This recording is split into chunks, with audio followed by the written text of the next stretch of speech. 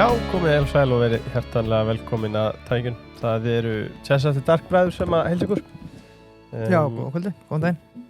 Og við erum Chess Pre-Dark í dag. Eins og við erum búin að vera. En það ber mikið við.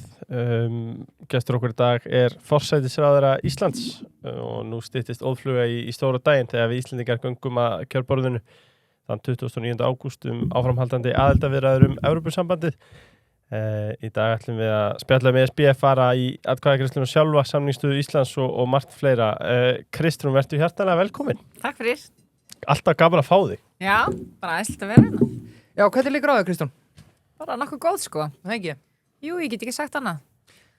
Það er ljúft að vera í ágústmánuði. Já. Það er alltaf gaman að hvað þú ert létt með að við allt sem að lítur að vera til, já. Herru, ég er með 2 lítið börn, sko. Það er fínt stundum að vera líka í vinnunni. Það ekki? Ég meina, þetta er allt afstætt, sko. Já. Þú búin að vera mikið að halda hlustunarfundi. Hvernig hafa þeir gengið? Það hefur gengið ótrúlega vel. Og ég er alltaf bara jafn ánægð hvað fólk gefa sér tími í þetta. Ég var í bæjarsveitinni í gær, félagsheimilinu Brún. Það voru bara svona 70-80 manns sem mættu þar og voru að ræða landbúna og sjávarútveg og krónuna og annað, og svo vorum við á Patreksfirði og Reykjanesbæ og Austurlandi og verðum hérna á höfuðborgarsvæðinu líka. Og það er bara góður andi í fólki, sko. Já, bara mikið hróstegin að gera þetta. Já, þetta verður spennandi. Sko, áður en að við förum á kaff, sem að ég býst að við gerum bara nokkur hratt, þá ætlum við að leyfa þér að opna hérna happatreyju. Þetta er svona okkar gjöf til þín. Við höfum aldrei gefið henni gjöf. Nei, þau hefum ekki gert það. Já, ok, ég þarf mögulega að gefa þetta upp, sko. Já, getur sem opinbera, já. Skal gera það. Þetta er alltaf til á teipi hérna. Þetta er til á teipi. Við verum allavega ekki sakar að falið þessa gjöf mjög vel. En hvað gerir maður ef maður fær eitthvað lið sem maður kann ekki með það? Já, þú vilt líklega fara lið Manchester, eða ekki?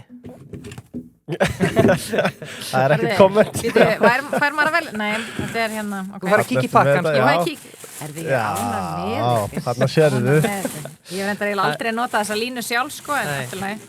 Herru, þetta er Wrexham, eða ekki? Já. Er þetta ekki spúntir klubburinn? Já, geðveik treyja. Þetta er flott treyja. Ekkert smá. Ok, gekkja. Gjörðu svo vel. Já, skemmtilegt, það er gaman að þessu. En nú er gaman í búið, nú ætlum við að færa okkur í stýrivaxtaákvörðuna. Já, stutt gaman. Beint í djúpulögina. Já. Já, þegar þetta tekið upp miðvikudag 19. ágúst, þá var það tilkynnt morguninn að peningastefnunefnd Seðlabankans ákvað að hækka stýrivexti 0,25% stig, meginvexti bankans fara því upp í 8% og þetta er 3. vaxtahækkun í röð. Gánugarnir segja að spurningi sé ekki lengur já til að sjá, heldur má þið sjá sleggjuna. Kristrún, 8% stýrivextir, 3. vaxtahækkun í röð. Byrjum að, ertu sammálaðan sér ákvörðun sem bara hagfræðingur og forsætisráðherra kannski? Ég styð bara Seðlabankann. Ég ætla ekki að segja Seðlabankanum fyrir verkum, hann er að starfa eftir sínu lögbundna hlutverki og metra sem svo að það þurfi bara meira peningalegt aðhald, sko. Ég er auðvitað, mér finnst þetta auðvitað að vera vonbrigði að við séum yfir höfu í þeirri stöðu að við þurfum svona miklar vaxtahækkanir til að kæla kerfið. Og auðvitað er maður hugsi yfir því. Maður er bara ótrúlega hugsi yfir því hvað við þurfum að hækka mikið vexti til þess að halda verðbólgu væntingum og viðhorfi niðri. Við vorum á þeim stað þegar ég kom inn í ríkisstjórn að verðbólga var í kringu 5%. Hafiði verið, hún var í kringu 5% við upphafi síðasta kjörtímabils og var nú lengi vel í hæstu hæðum, 8, 9, 10%, sko, fólk er mjög fljótt að gleyma. Klart. Og allt síðasta kjörtímabil var hún yfir 5%, sko, meira og minna. Þannig að við vorum auðvitað að koma út úr mjög flóknum tíma, líka búin að vera bullandi þensla þegar kemur bara mikilli fólksfjölgun. Það var engin hagvöxtur á manni hérna yfir 7 ára tímabil. Það bara gerðist ekkert á manni hérna. En af því að það var svo mikil fólksfjölgun, það bara streymdun tekjur ríkissjóð og þeim var eitt og bara talsverður hallaverkstur hjá ríkissjóði. Ég veit alveg að það var COVID, ég veit að það var flókið og allt það, en þannig að þú ert einhvern veginn að taka við búi það sem er ósjálfbærni í ríkisfjármálunum, þú ert að reyna að snúa því við. Við fengum fyrsta árið, og vorum með fyrsta árið vegna þess að mínum mati við vorum með skynsama stefnu og stiltum væntingar þannig að verðbólga var hérna undir 4% í heilt ár, sko. Við erum mjög fljót að gleyma því líka. Og síðan gerist það bara í janúar, febrúar á þessu ári að hún hækkar 1,5% og við erum búin að vera þar síðan þá. Þannig að þetta baksagan sem við erum í og ég held að það skipti máli ekki eitthvað svona út af eitthvað afsökunarferli eða reyna að fyrra sig ábyrgð heldur líka bara hvernig þetta hefur verið hjá okkur, þetta ekki búin að vera auðvelt. Við vorum alveg komin á fínan stað sem kemur upp af ársins inn, þá koma þess að klikkuðu olíuverðshækkanir. Já, það voru gjaldahækkanir hjá ríkinu en ég get bara alveg sagt það og hver sem ég getur fletti upp að sem hlutfall af verðlagshækkunum í upphafi árs var þetta ekki meiri hækkanir en oft vanalega sko. Það eru opinbera gjaldahækkanir í janúar, þannig eru bara gjaldskrár og fólk getur alveg haft skipta skoðanir því. Síðan erum við líka í þeirri stöðu að það eru gerðið kjarasamningar á síðasta kjörtímabili sem að koma bara kikka inn í upphafi árs. Einn af þeim felur í sér að launaskrið á almenna markanum smitast beint yfir á hið opinbera og bara samið það. Samningarnefnd ríkisins gerði það á síðasta kjörtímabili. Ég get mjög lítið gert við því. Ég get lítið gert við kjarasamningi lækna sem var gerður 2 dögum fyrir síðustu kosningar og var langt umfram að mínu mati að minnstakosti það ráðrúm sem var í ríkisfjármálunum. Þannig að það er líka svona, ef ég nota vonda íslensku, svona lagg í ákvarðanatöku sem þú færð aðeins í fangið. Við erum að hafa mikið fyrir því núna að ná ríkisfjármálunum á réttan stað. Það er ekki auðvelt og ég skil alveg af hverju þeim tókst þetta ekki svona langan tíma. En ég held að ég meina, staðan er bara einhvern veginn svo að við erum líka þar að því við fá svona skell eins og hormónsáhrifin af því að það eru lausar verðbólguvæntingar í landinu á mannamáli bara fólk trúir því ekki að verðbólgan lækki aftur og kemur skellurinn og hann viðhelst bara. Í Evrópu þá koma svona skellir og fólk veit bara að líðu hjá skilji. Svo erum við með verðtrygginguna sem þýðir að verðbólga hækkar og þá hækkar allt annað og þá þarftu að hækka leigusamninga og þetta gegnsýrir svolítið kerfið og að lokum, þú veist, kannski þriði punkturinn er að svo getur fólk bara flúið vextina sko. Það fer bara í verðtryggð lán sem ekkert frábært heldur. Nei, en það bara býður með að taka höggið. Þannig að partur af þessu er svona saga, legacy, hvaðan við erum að koma. Partur af þessu er höggað utan. Partur af þessu er að kerfi okkur uppbyggt þannig að höggin einhvern veginn dynja stöðugt á okkur þegar þau koma.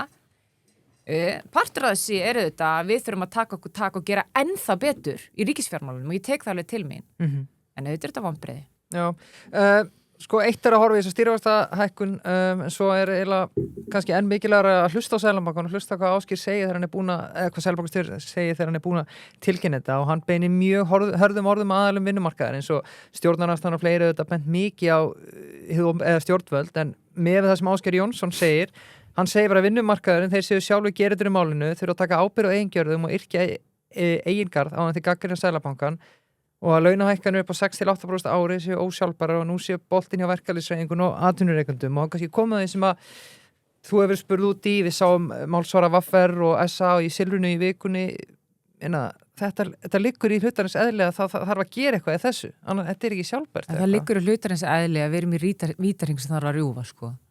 Ég skil alveg almennt launafólk sem að finnst óþolandi að sjá miklar vöruverðshækkanir og verðbólguhækkanir og verðtryggðu lánin fara upp og vaxtakostnaðin fara upp og taldi sig hafa samið eitthvað og það lítur öðru í svo út, skilju. En ég skil líka alveg Seðlabankann að segja sem er auðvitað alveg satt að það er ekkit eðlilegt að vera í umhverfi þar sem að þarf svona mikla launahækkanir til að viðhalda kaupmætti, sko. Og það sem að þetta kannski endurspeglar er að það er hvort sem okkur líkar að þú veist, eða hvort sem við viljum viðurkenna það og maður á kannski ekki að vera að segja þetta en ég held að það liggi samt alveg í hlutarins eðli, það bara skortir traust milli aðila til að semja með ákveðnum hætti. Og nú oft er talað þjóðarsáttina og ég meina hún hélt nú ekkit endalaust sko, en þegar hún var gerð á sínum tíma þá var hlutverk og aðkoma ríkisins svo að koma á fastgengi, festa gengið, vegna þess að þá var að minnsta kosti eitthvað akkeri þar sem fólk gæti hugsað sér ef ég sem þetta þá mun að minnsta kosti gengið ekki hreyfast og sá hluti sem snýra gengin og innfluttu verðlagi verðbólgu það helst svona tiltölulega stöðugt. Í dag er það þannig að við erum að reka fljótandi peningastefnu en gengið er samt, þú veist, Seðlabankinn er að gera rosa mikið og er að halda út í risa forða til að reyna að halda því stöðugu en af einhverju ástæðu þá ferðu og spyrðu ykkur mannski krónunni og þeim finnst gengi verið allt og óljóst. Fólk trúir því einhvern veginn ekki. Þannig að verðum að leggja einhvern veginn á okkur allan að kostnað og tíma og orku. Fólk trúir því ekki. Og það þarf eitthvað til að rjúfa þennan vítahring, til að fólk treysti sig til þess að semja aðeins lægri launahækkanir. Ég held að þau eru líka meiri samkeppnin á íslenskan markað almennt, vegna þess að mörg af þessum fyrirtækjum, alls ekki öll og þau eru ólík. En mörg af þeim, eða sum, ef ég ætla að vera alveg mjög sangjöð, þau taka bara launahækkanirnar og segja bara, ok, allt er lagi, ég velti þessu bara áfram. Vegna þess að ég er ekkert í brjálari samkeppni, eða það eru allir í sömu einhvern veginn, í sama keri og ég, eða kari og ég og þá heldur þetta einhvern veginn áfram, sko. Eins og þú segir, Seðlabankastjóri segir að, eins og þú komst inn á, líka bara ef að vinnumarkaðurinn sýnir skynsemi eins og við erum að tala um, þá geti verðbólga lækkað til dæmis hratt, strax bara árið 2027. Þannig að við erum ekkert að horfa í eitthvað svartnætti en við þurfum að vanda til verka núna kjarasamningar að losna og þetta er dálítið mikilvæga vendipunktur. Sko, við þurfum samhengi á allt. Ég var að ræða hérna áðan að allt síðasta kjörtímabil, þá var verðbólga meira minna yfir 5% og ekki bara yfir 5%, 7, 8, 9, 10% lengi vel. Að meðaltali hefur verðbólga verið mjög há í Íslandi. Það er ekki til fyrirmyndar, ekki eitthvað sem að stefna. En það er góð lífskjör á Íslandi. Það hefur gengið bara vel að viðhalda kaupmætti. Ég meina á tímabili þessara samninga sem núna verið að ræða hefur bara verið ágætis kaupmáttur, skiljiði. Þannig að fólk hefur það ágætt á Íslandi á mjög marga mælikvarða. En það breytir því ekki að við gætum haft það ennþá betra ef að við værum í aðeins, mér langar að segja, bara eðlilegra vinnumarkaðs umhverfi og það er ekki bara við verkalýðshreyfinguna eða stéttafélagana sakast. Það er líka traustið til atvinnureikenda, það er eins og ég segi samkeppnisstaðan þar og einhvern veginn samtali þar á milli. Ég meina það er oft komið að stjórnvöldum og sagt þið einhvern veginn að leysa þetta í þríhliða samtali og við erum auðvitað alveg tilbúin að vera eitthvað akkari. Okkar akkari núna eru hallælis fjárlög. Það er okkar akkari og ég er ekki dogmatísk í ríkisfjármálum. Mér finnst, ég hef alveg talað fyrir því að ef að það er góður hagvöxtur og vaxtastigi er tiltölulega skynsamlegt þá getur þú alveg leyft þér af og til að vera með smá halla. Þú getur ekki verið með halla í svona háum vöxtum og hárri verðbólgu. Þú bara getur ekki leyft þér að gera það. Svo verður svo bara takast á hvernig þú nærð hallanum niður og það er fólk ósammála og svona.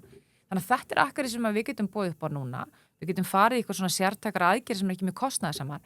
En það var ekki skynsamlegt að mínu mati, svo stað sem var komin upp, að síðasta ríkisstjórn trekk í trekk var alltaf að reyna að leysa hnúta með að koma með 20 milljarða, ófjármagnaða, pakka inn til þess að friðþægja fólk tímabundið, en síðan sata sjálft eftir með þetta, vegna þess að þetta rataði allt saman bara út í verðbólgunni í lok dags og vaxtahækkanir, sko. Já. Bjarni hefur verið að setja í stólinn sem þú ert í og sagt að það er bara komið að skuldandi og það er búið að taka ómikið úr kerfinu. Sko, eitt í þessu samhengi sem við erum að tala um og þú nefnir að vinnumarkaðslíkan í Íslandi og annað, en getum við kannski talað um fílinn í herbygginu sem er líka, við erum að, hvað ég kalla það, Groundhog Day, Déjà Vu, þetta er alltaf svona, ef ekki bara tala um fílinn í herbygginu sem er kannski íslenska krónan. Ég meina þetta er það sem ég var að íhafa áðan því ég var að tala um þjóðarsáttina. Það var farið í að festa gengi á sínum tíma. Það var flókið síðan vegna þess að meðal annars árabilun eftir að gengum við inn í EES, þannig mikið verið að tala um EES og hvað EES er frábær samningur og var mjög gaman að tala um það. En þá var náttúrulega bara opnað mikið fjármagnsflæði og viðskipti milli landa og við vorum bara í erfiðri stöðu og það þarf að halda uppi svo rosalega stórum og miklum forða til þess að pikkfesta gengið innan einhverja skynsamlega marka og eins og ég segi, ég meina í dag erum við með fljótandi peninga eða svona fljótandi gengi en tæknilega erum við ekki með það. Seðlabankinn er að kaupa og selja grip en að þess að lífeyrissjóðir hreyfa sig á markaðnum stór útflutningsfyrirtæki og það getur bara haft mjög mikil áhrif og oft talað um að krónan flökt ekkert mikið meira en stóri gjaldmiðlar en staðreyndin er svo bara að það er ástæði fyrir því, það er haft mjög mikið fyrir því og það er kostnaðarsamt. Íslenskur almenningur trúir því samt ekki þannig að það hjálpar ekki við verðbólguvæntingar og í ofanálag þá er það auðvitað öðruvísi að vera með gengisflökt á stóru markaði eins og Kína eða Japan eða Bandaríkjunum þar sem fólk er að stundum miklu meiri viðskipti innanús. Stór partur af neyslukörfu Kínverja, matarkörfu Kínverja er ekki erlendar vörur eins og í okkur. Það er eins í Bandaríkjunum, skilji. Það er svo miklu meiri áhrif á daglegt líf hjá okkur. Það er miklu dýpri gjaldeyrismarkaðir annars staðar. Þannig að þetta er bara miklu meiri kostnaður fyrir okkur. Og þetta vantraust, það hefur bara haft þær afleiðingar að já, það bara hefur skort ákveð akkari og þetta er kannski ástæðin fyrir því að ég hef verið hvað jákvæðst við að fara í hennar leiðangur, að kanna þetta með Evrópusambandi, það er þetta akkari. Það er bara eitthvað til að rjúfa vítahringinn. Það mun ekki koma í veg fyrir að við gerum heimskulega hluti, sko. Við getum alveg áfram gert heimskulega hluti, samið illa, hækka verðlag allt og mikið út í búð. En þetta er, þú veist, þetta er eitthvað svona, þetta er eitthvað punktur til viðmiðunar og það eru lönd, ekkert ósvipuð lönd og við erum með lítum til eins og Svíþjóð og Finnland sem var sagt á sínum tíma að þau gætu ekki verið með stöðuleika í efnahagsmálum þegar kemur að vinnumarkanum. Og það breyttist, sko. Það breyttist eftir meðan 10. áratuginn, sko. Upp úr 94-95 eitthvað svoleiðis, ég ekki alveg með þess að tölur á hreinu, sko. En þannig að við getum alveg breytt til hérna. Já, svo er einmitt... En ég velti fyrir mér að því að tala um að ef við göngum allavega að borðinu og síðan ef þetta er samþykkt á endanum, þú veist, með að við þurfum þá að uppfylla Maastricht-sáttmálann og verðbólguvæntingar auðvitað kannski minnka bara strax af því að það þarf að ná niður vöxtunum, sko. En eins og þú nefnir, sko, með vinnumarkaðsmódelið sem að er allavega, hefur ekki gefið góða raun hingað til. Þurfum við, óháð Evrópusambandinu, þurfum við ekki að skoða þetta hvernig sem þetta fer 29. ágúst? Sko, það er margir leiðir að horfa á þetta. Ég meina, íslenska vinnumarkaðslíkani hefur mörgu leitir gefist vel. Ég meina, það er gott að búa á Íslandi, það er gott að vera launþegi á Íslandi. Hinn almenni launamaður hefur það ágætt á Íslandi. Það er þessi óstöðuleiki, þessi ófyrirsjáanleiki og hvernig við komumst að niðurstöðunni og kaupmættunum sem hefur verið flókin og er kostnaðarsamur fyrir okkur. Þannig ég vil alls ekkert vera eitthvað algjörlega kveða það niður að það sé bara hræðilegt. Það er margt mjög gott á íslensku vinnumarkaði. Það eru mikil réttindi hérna, fólk hefur það mjög gott sem að starfar á Íslandi, fæðingarorlof, lífeyrisskuldbindingar, 35-6 tíma vinnuvikan í allt þetta. Þú veist, er verkalýðshreyfingin búin að berjast fyrir. Bara hlutir sem að, meira sem fólk í dag sem að segist ekki styðja verkalýðshreyfinguna, áttar sig ekki á því hvað mikið að þeirra lúxusdaglega lífi er vegna verkalýðshreyfingarinnar. En það er auðvitað alveg satt að það er ekki þannig að við bara, ef við segjum já, eða verður meirihluti fyrir þessu 29. ágústa, að við bara allt í einu uppfyllum Maastricht-skilyrðinu ekkert mál. Það sem gerist hins vegar er að ef við förum inn í andri evrunnar, þegar við erum búin að ljúka aðildarsamning, það er ansið mörg skref hérna, því fólk er svo hrætt að segja já og vakna í Evrópusambandinu, sko. Á 30. ágúst. Já, það er ekki að fara að gerast.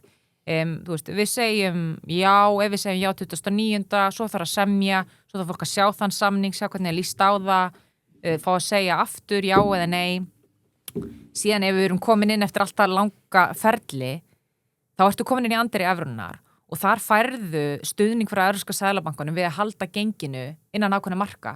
Í rauninni stuðning við það verkefni sem við erum nú þegar að reyna að gera. Nema að þú ert með stærri banka bak við þig sem að getur lánað inn í það verkefni á hagstæðari kjörum. Þau eru ekki fara að gefa okkur fullt af peningum, en þau geta lánað okkur á hagstæðari kjörum. Þannig að strax nú þegar það sem við erum að gera verður ódýrara. Ég held að það sé augljóst, þó fólk getur þetta þrætt það, en að það hafi meiri trúveruleika að vera með ECB á bak við okkur og vera innan þessara marka. Og það getur strax skapa svo festing, ef svo maður segja, sá rammi, það andiri, getur skapa forsendu fyrir þetta akkeri og vinnumarkaðurinn og og atvinnurekendur komið saman og semji á aðeins skynsamari forsendum, sko. Þetta er áhugavert sem þú segir, eins og með væntingarnar og ECB, að því að eins og bara líka með olíuskellin sem við tókum fyrir á árinu, sem var síðan mun vægari en búist var við fyrst áhrifin frá Hormúnsundinu. En leið og skellinum kemur og trúilega vantar, þá er þetta einhvern veginn viðvarandi bara? Já. Já. Þetta er bara vandamál á Íslandi, við verðum bara að horfa stjögu við það. Mér langar gjarnan að geta listað bara óháð þessu og við erum að gera það sem við getum. Við erum að taka til ríkisfjármálunum. En þetta er bara strempið. Ég er bara að viðurkenna það og þess vegna finnst mér þetta að minnstakosti tilraunarinnar virði að sjá hvort við getum fengið góðan samning og farið í frekar samstarfi við Evrópusambandið. Af því mér finnst þetta möguleiki sem að, þetta er bara tækifæri sem að við skuldum hvort öðru að skoða, sko. Mjög gott til að slúta þessu ánum færum okkur alfarið bara yfir til Brussel, eins og segja, 8% stýrivexti núna, aðeins búin að koma inn á þetta, en bara, hvað ætlaði að gera? Bara vinna ennþá harðar eða? Þetta setur auðvitað bara ennþá meir pressu á okkur að halda áætlunum.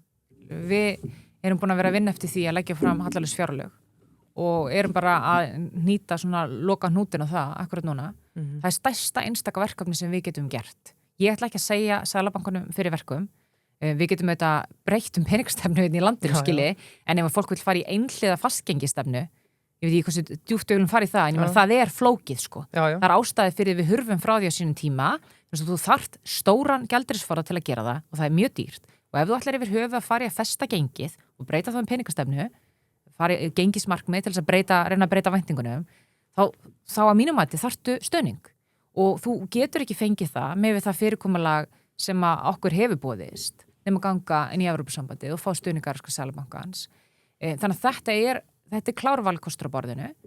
Við munum bara halda áfram að sína aðhaldi í ríkisfjármálum og það er sumir sem vilja meina að það sé ekki gerast, en ég hvet fólk bara af því ég veit að þið eru með hlustundur sem eru mjög nákvæmir til að fara bara inn í fjármálaáætlun, sjá hvernig tekjur eru að þróast á þessu tímabili.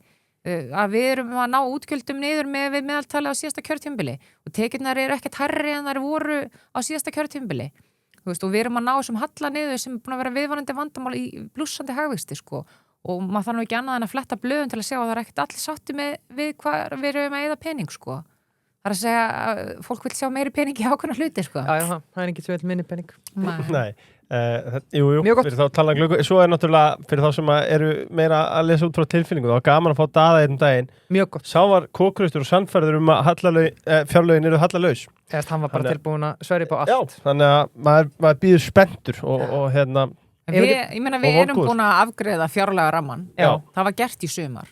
Það er verið að svona snurfus ákveðna hluti og framlögð fjárlög eru hallalaus. Það leikur fyrir. Ég trúi ekki fyrir henni síða, Kristrún, en ég hlakka mjög til. Ég veit það, ég hlakka líka til. Kaldi. Já, Kristrún has left a building og ég var opnið sunnan kalda, hveitibjór með svona appelsínukeim. Mikið rosalega er þetta gott. Ég er náttúrulega búin að vera mikið að tala um bleika, kalda lætin sem við verðum að bleiku skí, en ákvað að fara núna í sunnan kalda, þetta er svona belgískur stíl, Brussel, I like. Já, ég veit alveg hvað þér finnst gott, en mér finnst nú best þegar þetta er brugga hérna á Íslandi og framleitt þar sem við höfum fullt valda á bjórnum, en sétt síns hverju. Fullt á bjórnum? Núlarnum að minnsta kosti. Við viljum halda að okkar bjór.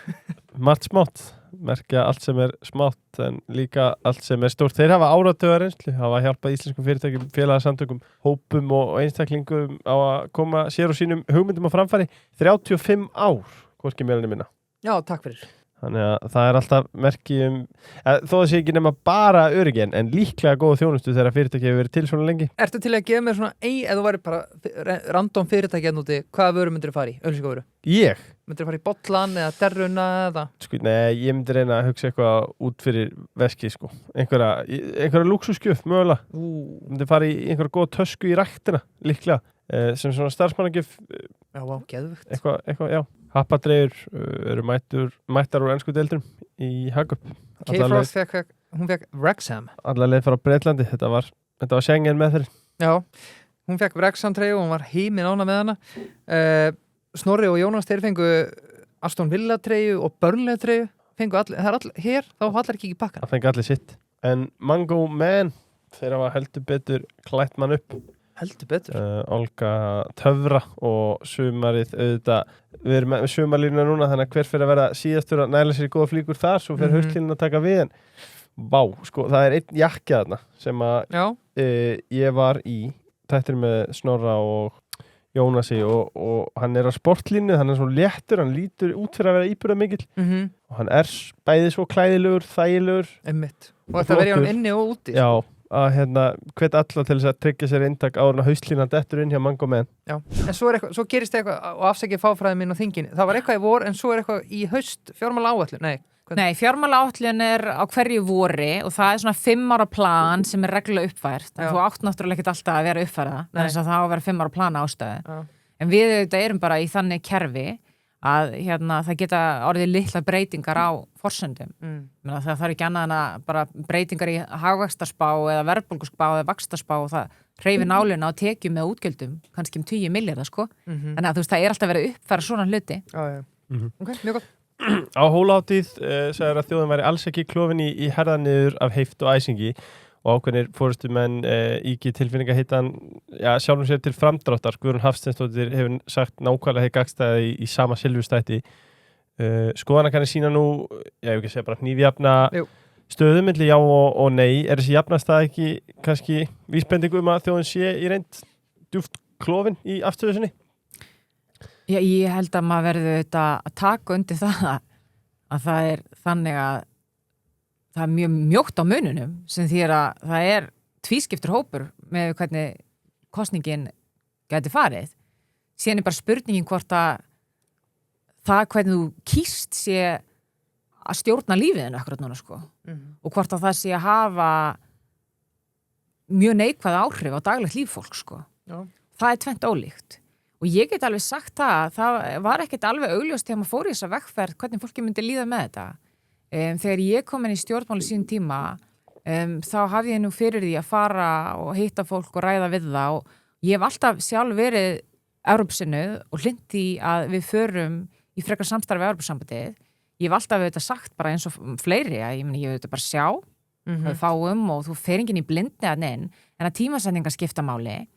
Og ég virði það og virti það bara á sínum tíma að mér fannst fólk lítið tala þetta, skilji. Það var ekkert mikið tilfinningamál almennt fyrir fólki, þetta bara kom ekki upp á fundum. Nei. Og þá hugsaði ég bara, herðu, það er ekkert sem kallar á þetta. Það er engin utaninkomandi þrýstingur, þetta er ekki að koma upp úr grasrótinni, af hverju erum við að setja þetta á dagskrá. Förum bara og einbyttum okkur öðrum málum akkurat núna. Af því ég upplifa líka, af hverju þetta kynna svona mál til sögunar, ef ekkert knýr áfram það, ef að það skapar ósættið en annað. Og förum við þess að vegferð núna og við getum alveg rætt aðeins aðdragandan henni en staðreynd málsins er svo þú ferð og hittir fólk á þessum fundum fólk getur bara vel tala saman. Fólk getur alveg verið ósamála inn í hverju fjölskyldu og bæjarfélagi og fólk getur verið já og nei á sama bekk sko inn á svona fundi og það er ekki að takast heifturlega á sko. Þannig að við verðum líka að geta haft þroska til þess að taka svona umræðu þegar að þörfin knýr sem að mínum mati staðan eins og hún er í dag. Já. Og þjóðin treystir sér alveg í það sko. Já, mér langar líka bara að spyrja þig sko að því að sko, ég spyr bara hvers konar rök það er að segja það er 50% á móti þessu, það er 50% með þessu. Eru þá að segja að þá sópa þessu undir teppi að því að það er bara 50% eða skilur, er ekki emmi þá nauðsynlegt að tala þetta? Men það er auðvitað alveg annað viðhorf, skilur. Já. Og ég er ekkert heilug varandi það að vita nákvæmlega hvernig fólk hugsa sko. Maður er þetta bara að meta stöðuna hverju sinni. En staðrind málsins er svo að frá því að ég kom inn í þetta embætti þá hefur sko umheimurinn og kerfið sem að við erum að starfa í breyst mjög mikið. Okkar bandalagsríki eru farin að hugsa sér til hreyfings í alls konar málum og Ísland hefur í gegnum tíðina nýtt tækifæri þegar það hafa komið upp alls konar ástæður til þess að taka stórar ákvarðanir. Við gengum inn í NATO á sínum tíma og það var fullt af fólki sem var ósátt við það. Í dag erum við svo NATO-þjóð sem er hvað ánægðust að vera í NATO. Og já, ég veit alveg einhverju hernaðarandstæðingar að núti, ég er ekki sammála þeim, ég ber virðingu fyrir þeim, en ég er mjög þakklátt fyrir að vera í NATO, EES á sínum tíma. Ég meina, það var engin spurður af því hvort við vildum fara inn í EES. Þjóðin hafði alveg sína skoðanir á því máli.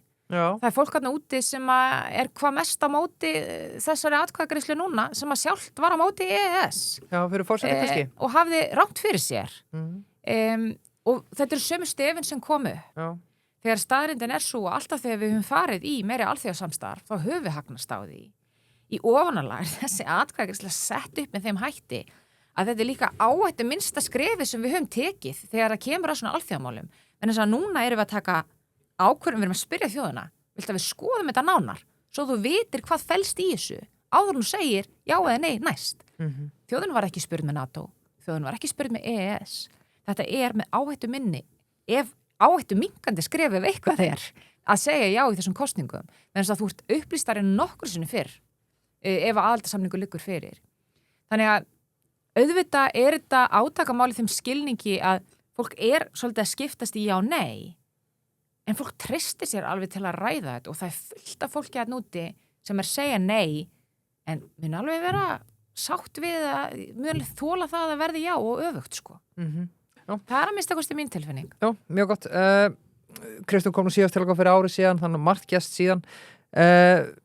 Það eru þetta þessar 2 klippur sem alltaf gripið í, sem var haustið 24, ein hérna hjá okkur og aftur Kristján fyrir geðu, við hefum bara slökkva myndaðalinni. Það þarf ekki að geta heimild ef það á að vísa til þess að ég kan bara taka. Já, það er ekki gera. Og svo að þið bara framleiði gott af. Ég veit það, takk fyrir það. Já, og svo alltaf þessi spursmálklippa 70-30 fyrir 2 ára sagði 52-48 var ekki nægilega afgerandi. Við erum bara að spyrja út í þetta 51% nóg núna, þessi breytti heimur, þetta mun segja það, en margir segja hvaða breytti heimur? En býtu, hver er spurningin? Ertu að spyrja hvað breyttist varðandi hlutföll eða ákvarðanatöku? Já, af hverju var ráðist í þessa vegferð núna að þessum tímapunkti? Já, það eru ýmsar kenningar á bakvið þetta, sé ég og veit ég. Fyrir það fyrsta, þetta er ekki nýjar fréttir, þessi ríkisstjórn var mynduð í desember 2024 og þetta er í stjórnarsáttmála ríkisstjórnarinnar. Men strax þá lá fyrir að við ætluðum að spyrja þjóðina, eigi síðan 2027. Það þýðir ekki, ég megi vera fyrir 2027, það segir bara við ætlum að klára að fara í þessu þjóðaratkvæðagreiðslu eigi síðan 2027. Ég var alltaf á þeirri skoðun að ef við færum í svona ferli, þá yrðum við að spyrja þjóðina. Já, ég var á þeirri skoðun og er auðvitað ennþá á þeirri skoðun að það væri betra að það væri afgerandi meirihluti fyrir annar hvoran í niðurstöðunni. Auðvitað er maður þar. Auðvitað vilt alltaf sjá meira afgerandi svar, en þú veist að aldrei þú ferð að stað í þetta. Og staðrind málsins er svo að, ég meina, það var sannarlega mín skoðun fyrir 2 árum síðan að það væri ekkert sem væri að knýja á þegar ég kæmi með þessu. Það var ekki mín upplifun. Jú, ég var alveg á þeirri skoðun sem ég er í dag að þetta væri mikilvægt akkeri inn á vinnumarkaðin ef við færum í gjaldmiðilssamstarf. Ég hef alltaf verið á þeirri skoðun og það væri sniðugt að skoða þetta tækifæri út frá því. En mér fannst það ekki vera aðkallandi í þeim skilningi að mér finnst tímasetningar skipta máli og þú verður að nýta glugga og tækifæri og það var ekki augljós gluggi. Ég kem í þetta starf, það bara opnast í rauninni staðan. Við stöndum frammi fyrir því að land sem hefur verið mjög áræðanlegt í viðskiptum, þrátt fyrir að vera stórveldi og hafi tekið alls konar ákvarðanir gegnum tíðina sem ekkert allir hafi verið sáttu við, Bandaríkin, sem á bara við alþjóða pólitík. Fólk eru vinir, en það þýðir ekki að setja alltaf sammála öllum bandamönnum mínum í sama aðdrif. Fyrir að stunda efnahagspólitík og viðskiptapólitík þar sem er verið að beita tollum sem vopni. Er að knýja áfram á ákveðnar aðgerðir, ákveðnar hegðun, hálfpartinn skipta sér í einhverju tilvikum með innanlandspólitík, með stórirtar yfirlýsingar hitt og þetta ef að fólk stendur með öðrum löndum þegar kemur að landamærum og ég veit ekki hvað. Og þetta er breyttur heimur. Þetta gerir það verkum að það er óreiðanleiki þegar kemur að markaðsviðskiptum í þessum hluta. Það er bara að segja alveg eins og er. Við höfum stundum upp að síðkastið verið með lægri tolla en aðrir, stundum herri. Við getum ekki almennilega útskýrt af hverju. Fólk á erfitt sjálft í öðrum löndum, stóri leiðtogar í stórum ríkjum sem var séð ýmislegt átta sig ekki alveg á því hvað er að drífa alltaf hlutuna. Og þegar þú ert lítið ríki, þá treystir þú á það að stóru ríkin í kringu þig virði svona almenn prinsip. Við getum ekki treyst á það að vera í heimi þar sem að stærð og styrkur þinn ræður bara öllu. Þú vilt bara almenn prinsip ráði og þetta eru óþægilegar aðstæður að vera í. Ég vil ekki vera að hræða fólk, við hefum ennþá gott samband við Bandaríkin. Ég er búin að eyða vikunni núna að vera að hitta embættismenn frá bandaríska hernum og NATO og það er bara frábært samstarf. En það getur verið frábært samstarf en samt flókin heimur sko. Evrópusambandið er farið að hugsa sig til hreyfings í alls konar málum, er að ljúka stórum viðskiptasamningum eins og við Mercosur-löndin í Suður-Ameríku, Indland og fleiri lönd, verðan þess að þau átta sig á því að núna er tækifæri að vera þessi áræðanlegi bandamaður sem að önnur lönd kannski upplifa Bandaríkin sé ekki. Kanada er að stunda svona ákveðna viðskiptapólitík og fólk er líka farið að horfa á svona geopólitíkina og alþjóðlega ástandi með öðrum heimi. Það er farið að líta upp til norðurslóða, það er farið að horfa á siglingaleiðir hvernig Kína er að nýta sér stöðuna, hvernig Rússland er að haga sér í Úkraínu og hvernig er komið til því stríði og hvernig það getur mögulega haft áhrif á stöðu þeirra á norðurslóðum. Það er búið að ræða þessi Grænlandsmál í þaula, skilji. Það er alltaf opnast og á svona tímum þá skapast stundum óþreyja til að taka nýjar ákvarðanir og ég held að í svona stöðu þá eigi land eins og Ísland að hoppa inn um gluggann og sjá hvað býðist.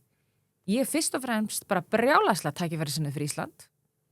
ég bara, ég segja sjálf frá, ég er bara harður baráttumaður og baráttukona fyrir hagsmuni Íslands og ég sé það bara að þessi lönd eru farin að hugsa öðru í sem okkar stöðu. Já, þetta sannarlega breyttur heimur og við erum að sjá lönd eins og Bandaríkin vera að beita tollum af fullri hörku en sko ég velti fyrir mér segjum að við hefum beðið meiri varhlut af tollunum sem að Bandaríkin settu segjum bara, þeir hefur sett bara 30% yfir sviðið á okkur og við værum bara í slæmri stöðu hvað það varðar og værum þá að bankadyrnar hjá Evrópusambandinu skiptir þessi samningsstaða miklu máli? Ég held að samningsstaðan skiptir miklu máli, já. Ég held að við höfum ekki verið í góðri samningsstöðu 2009-13. Ég hef sagt þetta oft. Ég ber mikla virðingu fyrir þeirri ríkisstjórn sem tók við á mjög erfiðum tímum og ég ætla ekki að vera að dæma ákvarðanir sem eru teknar í ofboðslega flóknum aðstæðum. En eftir á að hyggja, það augljóst að á þeim tímapunkti erum við að fara inn í veikri samningsstöðu. Við erum á hnjánum, við erum ekki með sjálfbæri ríkisfjármál, við erum með brjálæslega miklar erlendar skuldir, við erum í gjaldeyrishöftum, við erum að reyna að reisa við atvinnulífið sem, by the way, var hlint þessu þá, þegar það var í höftum, til að losna úr höftum og ég veit ekki hvort að hugmyndin hafi verið þá að ganga út úr Evrópusambandinu þegar þú varst búin að losa höftin síðar, ég veit ekki hvernig þangagangurinn var þá. En þá þótti þetta uppbyggilegt. Mér sé að fyrir hrun þótti þetta uppbyggilegt, en núna þetta slæmustæði til að vera og við getum líka eins rætt það hérna þessar hagtölur og annað. En það vond samningsstaða að vera í. Við þurftum að biðja sérlausnir út á gjaldeyrishöftum. Við vorum ekki komin jafn langt í innleiðingu á alls konar þáttum út á EES og fleira. Síðan þá hefur okkur þrátt fyrir ýmsar áskorunni, þrátt fyrir að hafa síðustu ár verið með lágan hagvöxt á mann, þrátt fyrir að hafa með ofháa verðbólgu upp á síðkastið og svona síðustu kannski 7-8 ár, ekki alveg verið með vextin alltaf á frábærum stað.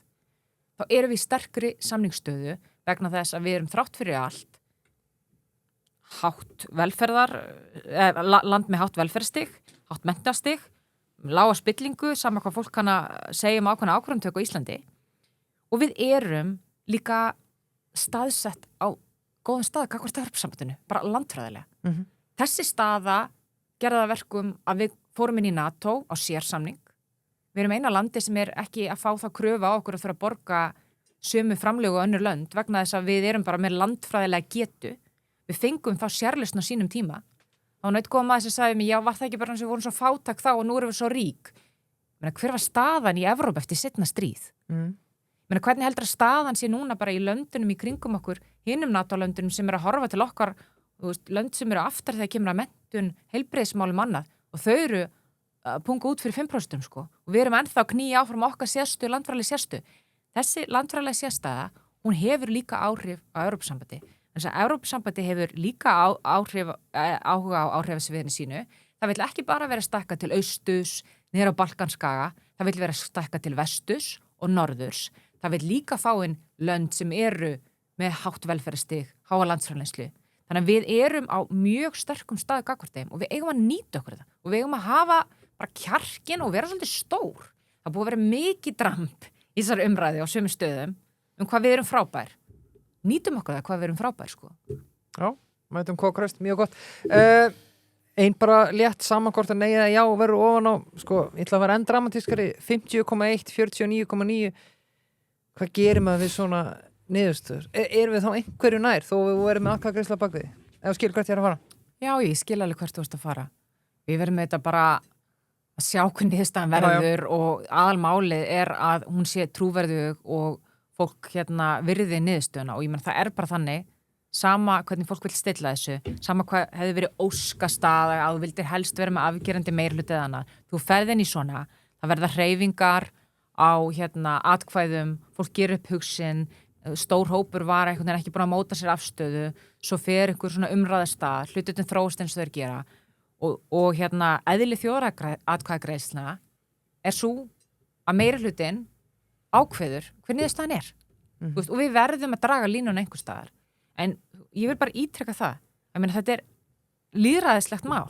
Í þessu tilviki það þannig, það ekki flokksformenn eða flokkar sem ráða þessu, það ekki kerfið sem ræður þessu, það er ekki álitsgjafarnir sem ráða þessu, það er ekki fyrrum stjórnmálamenn, núverandi stjórnmálamenn, það er ekki höfðingjarnir í landinu, það er ekki þeir sem eiga mest, skilur sem ráða þessu, það er fólki sem ræður þessu og það aðalmálið er að það mæta kjörstað og við fáum almennilega kjörsókn og fólk segir hvað þeim finnst. Vegna þess að umræðan endurspeglar að mínum mati ekki alltaf það sem er að gerast við eldursborða fólki. Fólk er bara vel hugsi yfir þessu og það er bara vel fært að móta sér uppbyggilega afstöðu þessu máli, sko. Þú kemur að góðan punkt sem að mér langar að ræða. Talandu Samtök atvinnulífsins, bara þeir birtu nýverið grein, þess að kemur fram að 66% aðildarfyrirtækja eru alfarið á móti aðild að Evrópusambandinu. Það er nú ekki verið að kjósa það 29. ágúst, hvort það er að ganga inn. Það er ekki verið að kjósa það. Það er ótrúlegt að við séum þeim stöðu að það þurfa að leiðrétta það, hvað er verið að kjósa. Það er ótrúlegt að, sko, af því ég virði það bara heilshugar. Fólk sem segir, ég er bara ánægð með þennan EES-samning, ég held að ekkert muni gerist með þennan EES-samning, við höfum bara staðið okkur óbúslega vel hingað til, þetta er ekki tímabært. Það er alveg nóg að tala við það fólk eins og fólk, sko. Það að þurfa að koma inn í þessa baráttu á þeim forsendum að afvegalega umræðina, segja fólki að það sé að kjósa aðild þegar það er ekki kjósa aðild, eða 20 milljónum króna í að teppalegja auglýsingaskirti hérna í Reykjavík að við séum að fara að fá 50 milljarða reikning hérna bara á næstu vikum. Einmitt, árlega. Þetta er til marks hvar umræðan stundum er og ég hef ekki verið að skipta mig mikið að málflutningi nei eða jásina. Mér þótt margt mjög gott í sér umræðu. Það er fólk að stíga inn sem áður hefur ekki verið að taka svona mikið þátt í opinberri umræðu, það hefur verið hollt og fólk hefur verið bara almennt mjög uppbyggilegt. En svona málflutningur er auðvitað ekki báðlegur. Af hverju heldur að atvinnulífið sé að móta þessu? Þetta er til að svara en hefur ykkur tilfinningu fyrir því? Ég hef mikið velt þessu fyrir mér. Já. Ég mitt velt þessu fyrir mér sem ég var að segja áðan, hvernig stóða því að fólk var hlint þessu fyrir hrun eða fyrir fjármálakrísuna.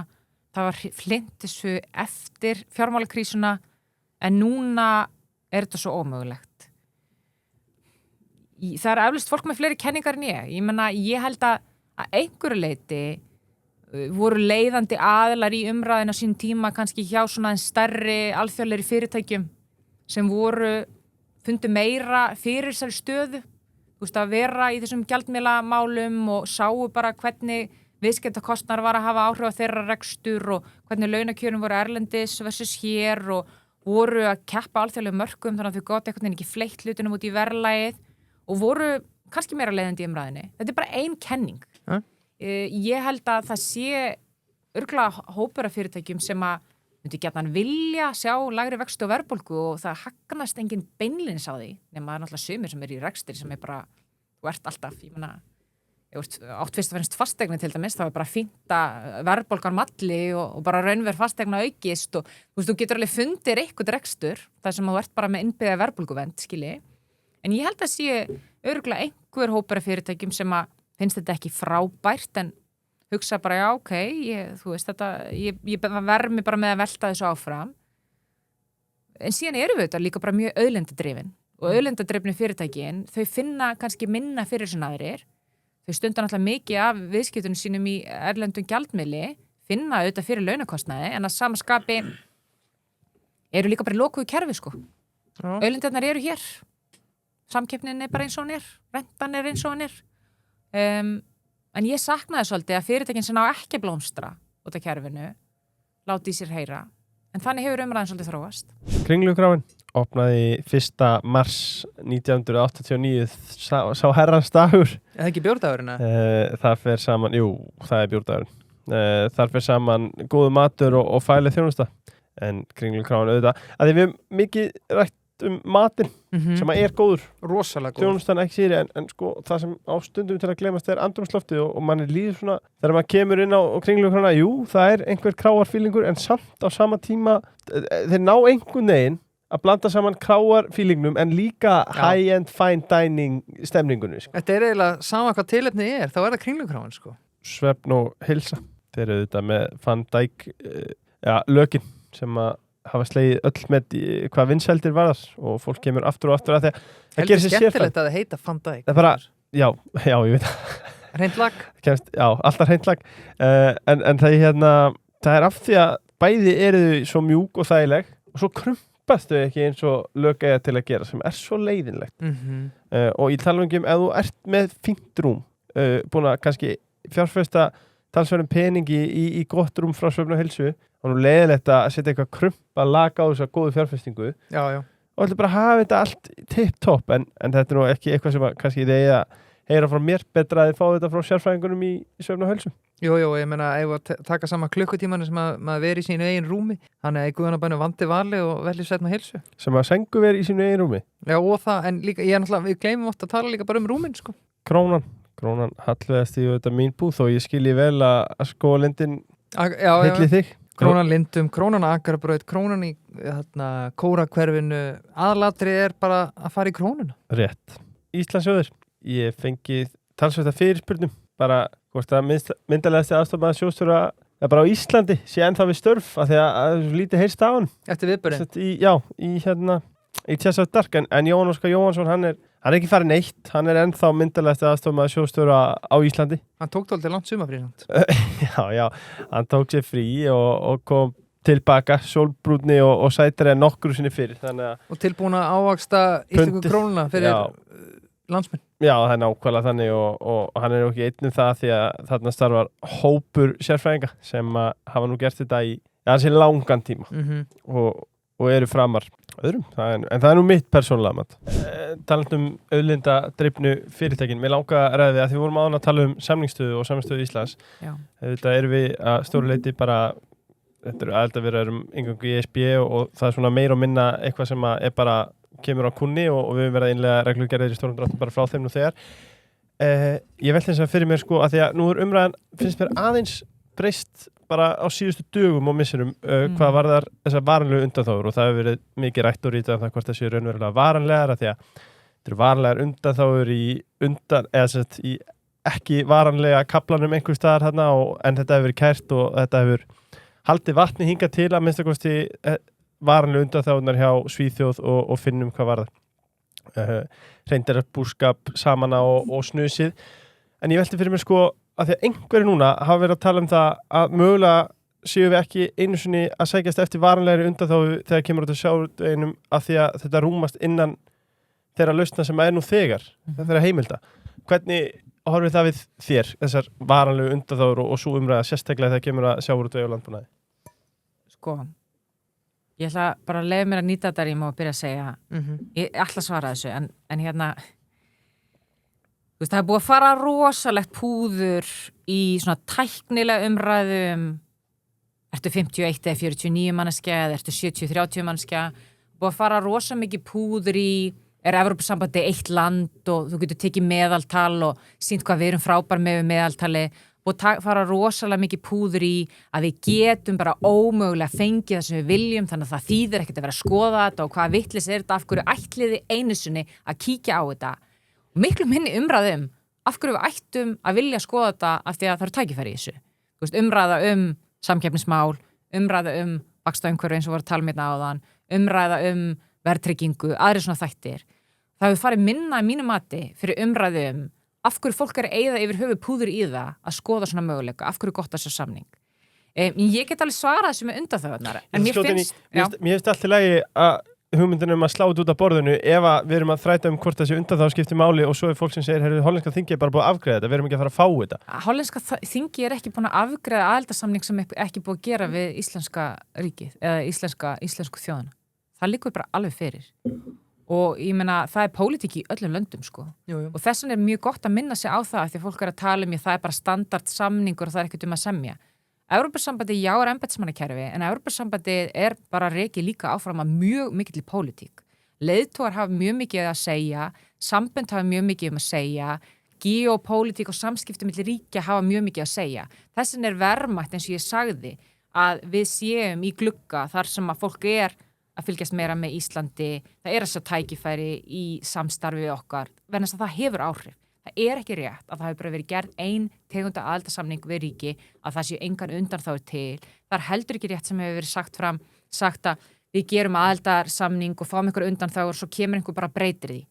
Það er þannig að aðildarsamningur ríkis er bara hluti af kjarnasáttmála Evrópusambandsins. Það þurfa öll lönd að vera einróma að breyta hannu sem þýðir að aðildarsamningur Íslands, við erum með veto vald gagnvart í að breyta honum. En það er auðvitað alveg rétt að það er hægt að stilla upp með mjög mismunandi hætti hvernig við náum fram þeim markmið sem við viljum á hverjum á einum stað. Og ég held að það sé það sem er kannski mikilvægst við þetta og ástæðan fyrir við viljum, að ég vil að minnsta kosti sjá samning, er að sko undan þá þetta sem hafi fengist, margar af þeim voru einstakar þegar einhverju bað þar. Þú veist, það hefur enginn fengið undan þá eða sérlausn eða sérrýni eða sérreglur samakál taka eða tillit eins og við erum að hugsa en svo það hefur enginn af okkar stærðargráðu í fiskveiðum klára þetta ferli til fulls og láti kjósa það af aðildarríkjunum sem þá eru. Norðurmenn vissulega gerðu samning, höfnuðu honum, það eru breytti tíma síðan þá og ég er alveg til að tala eins og það. En við eigum að setja okkur markmið eins og það að við verðum með yfirráð yfir okkar fiskimiðum, eins og það að arðurinn, rentan, störfin, verðmætin haldist á Íslandi af sjávarútvegi, eins og það að við séum ekki með erlent eignarhald sem gera það að verkum að hér verði fyrst og fremst erlend starfsemi sem flytja öll þessi verðmæti úr landi. Við erum að setja okkur svona markmið, en leiðir að markmiðinu, þær geta sprottuð upp í svona samningaferli, leiðir sem við sjáum ekkert fyrir. Og við eigum að taka því alvarlega, mér langar að segja trúanlega, en að mista kosti með jákvæðum hætti. Þegar að forsvarsmann Evrópusambandsins, eins og stækkunarstjóra og fleiri, koma bara bókstaflega fram og segja við ætlum ekki að gera sömu mistökin og voru gerð með Noregi á sínu tíma, þar sem við vorum allt og hörðvarandi ákveðna hluti formsins vegna eða við ætlum að vera kreatív þegar kemur að sjávarútvegi á landbúnaði. Af hverju hlustar fólk ekki á það og slæra það út af borðinu? En þetta sem úr sérstaklega vitni að við myndum mögulega ekki þurfa undanþáguna, það snýra þetta bara að því að sko sameiginlega sjávarútvegsstefnan er þannig að meiri sér ef við myndum bara 100% fara undir hana, við myndum ekki ræða neitt annað, þá er það þannig að við myndum fá allar okkar veiðiheimildir útluta sjálf, meðan að þessa útlutunin byggir á veiðareynslu við miðin eða í lögsögunni og það hafa engin útlendingar veiðireynslu á þessu svæði. Það er það sem fólk er að segja. Þetta snýst 30% sem eru uppsjávarfiskurinn. Þar hefur við verið samningslaus, meira og minna, eða það hefur verið erfitt fyrir okkur að gera samning þetta. Það hefur líka verið erfitt að treysta á það að uppsjávarfiskurinn sé það sem hann á að vera. Og þarna myndum við þá bara fara inn í samningateimi eða samningahlut Evrópusambandsins og við getum allt eins verið í starkari stöðu með Evrópusambandi á bakvið okkur, við vitum ekki það. Þannig að auðvitað viljum við sníða sérlausnir, en það er óráð að ákveða fyrirfram hvaða kreatífu lausnir gætu komið upp í svona aðildarviðræðum, sko. Já, mjög gott. Talandum eiginlega, úr einu í allt annað, sko, við erum svona aðeins að reykja þessa kosningabaratu, það eru Ég bara, sko, þetta er einhverjir flokkustofnar eins og Makrillin sem við erum að semjum og annað, en sko, er það sem sagt þannig að allir þessir helstu fisktegundir upp í staðan í sjávarútveginni hjá okkur, við minnum bara halda honum að öllu óbreyttu þó við fengjum engar sérlausnir. Það liggur alveg fyrir að við myndum fá, Ísland sem ríki myndi fá úthlutað bolfisknum okkar, botnfisknum okkar út frá því að hér hefur engin annað veitt en við. Það liggur alveg fyrir. Það sem fólk hefur áhyggjur af sem er réttmættar áhyggjur. Það er ástæðan fyrir að við viljum semja og vera hörð í samningum og fá okkar fram eins og við höfum í gegnum tíðina. Eru svona hlutir eins og erlent eignarhald, skilji. Þú veist, og við erum í dag með kvöð eða undanþágu, hvernig svo sem vilt kalla það í EES-samningnum. Og ég meina það er ágætt að rifja það upp, sko. Fólk er með klippur, það voru náttúrulega ekki svona hlutir þá, sko. En sjávarútvegin átti allir að fara úr landi þegar EES var og landbúnaðurinn líka, veit ég hvað, það var rosa mikið sagt á þeim tíma. Fengum undanþágu, ég held að það sé í kringum svona fjórðungur sem að þú getur verið með erlent eignarhald í fyrirtæki. Við myndum annarkvort fara þá leið sem að væri þetta mjög gott að reyna að fá þá undan þá bara yfir á aðaldarsamningin. En það er líka hægt að fara í ákveðna tæknilega lausnum til að koma í veg fyrir það sem fólk hefur áhyggjur af og kalla kvótahopp. Eins og að semja að það þurfa að vera sterk efnahagsleg tengsl á milli þeirra sem er að veiða kvótan á Íslands og fánaskip, það er hægt að fara í alls konar breytingar og við myndum skoða allt það í samráði við þessa hagaðila. Ég meina það væri líka hægt að undirbyggja það ennþá frekar með að setja auðlinda ákvæði stjórnarskrá. En það svolítið áhugaverð umræða, vegna þess að þeir sem hafa oft viljað stoppa það eru kannski þeir aðilar sem að hafa núna hvað mestar áhyggjur að því að eignarhaldi verði erlend, sko. Þannig að þetta er úrlausnarefni. Ég hef líka heyrt það, bara svo ég nýti tækifæri, því ég er búin að vera á þessum fundum og það er búin að vera mjög hjálplegt að heyra hvað það er sem fólk hefur áhyggjur af og hvað fólk er spennt fyrir. Að samningsmarkmiðin sé ekki nóg skýr, það sé verið að fara af stað einhvern veginn með hálfklára verkefni, en á sama fundi segir manneskja, þeir eyða allt miklum tími í þetta, sko. Hugmyndin með því að fara í atkvæðagreiðslu þetta er vegna þess að sko, þú setur breiðar línur í samningsmarkmiðum og þær liggja fyrir, þær eru í nefndaráliti utanríkismála nefndar, það er margoft verið sagt á okkur, ég segi hér, yfirráði yfir fiskveiðinni hjá okkur, þú veist, í tilviki landbúnaðar, verið að passa upp á að ef og þegar tollvernd fellur niður, að við fáum ígildi þess leyfi til að styrkja landbúnað okkur með þeim hætti og það eru alls konar smáatriði sem búið að listu upp. En öll smáatriði, þessi hárfínu smáatriði, það er brjáluð vinna að fara í þetta. Taka alla hagaðalina að, hagsmunasamtökin, neytendasamtökin, stéttarfélögin, lífeyrissjóðina, alla þessa aðila. Þú þarft að virkja samfélagið í að leggja mikla vinnu í þetta. Fara í samtali við Evrópusambandi og stofnanir þess og löndin, fá tilbaka hugmyndir, koma tilbaka. Þetta tekur tíma og við erum að fá umboð til að gera þetta. Ef við varum búin að gera þetta allt áður, þá erum við svo tilbúin að semja. Þú veist, hvað erum við þá að kjósa? Við erum að biðja umboð til að leggja í þessa vinnu, en breiðulínurnar liggja alveg fyrir og satt best að segja, er það þannig? Megin þorri, ef við erum að tala um 50-50, sko, megin þorri Íslendinga er sammála öllum þessum kröfum sem er verið að leggja borðið, sko. Við erum ekki ósammála það hvernig við viljum sjá Ísland þróast, sko. Það er enginn enda úti sem er bara eitthvað sama ef að sjávarútvegurinn hverfur á Íslandi. Við stöndum saman í miklu fleiri en við höldum, sko. Klart. Það sem ég ætla að reyna að koma að áðan leiður trufla. Við erum að reykja aðeins þessa kosningabaratu og ég ætla svo sem ekki að biðja mér að rengja einhver ummalega neitt annað en svona, bara ef við tökum sér dæmi í þætti 300 satt Ólafur Ragnar Grímsson og hann fór ansi hörðum orðum með Evrópusambandi og tóku sér 10 röndæmi og fleira. Þú veist, hefur þessi fundið sér kosningabarata, þú kannski aðeins komið inn á drengileg og hefur til dæmis þessi afstæða komið róvart? Mér hefur þótt margt gott við þessu umræðu. Þess að ég segi, ég hef ekkert mikið verið að skipta mér af þessum fullyrðingum sem hafa komið. Stundum hafi þetta verið helst miklar einfaldanir á báða bóga, sko. Það angrar mig hins vegar þegar það verið að rugla í fólki hvað er verið að kjósa. Mér finnst það bara ólýðræðislegt. Maður hefur kannski ekki alltaf miklar áhyggjur af því að fólk er bara viturt í landinu, sko. Ertu að tala um pósturinn, já, þýðir aðild og svona? Já. Mér finnst það bara ódrengilegt, sko. Vertu í baráttunni bara á eðlilegum forsendum, sko. Fólk getur alveg lesið sér til gagns og það er eins þessi hræðslu áráður kostnaðinu við að ganga inn í Evrópusambandinu.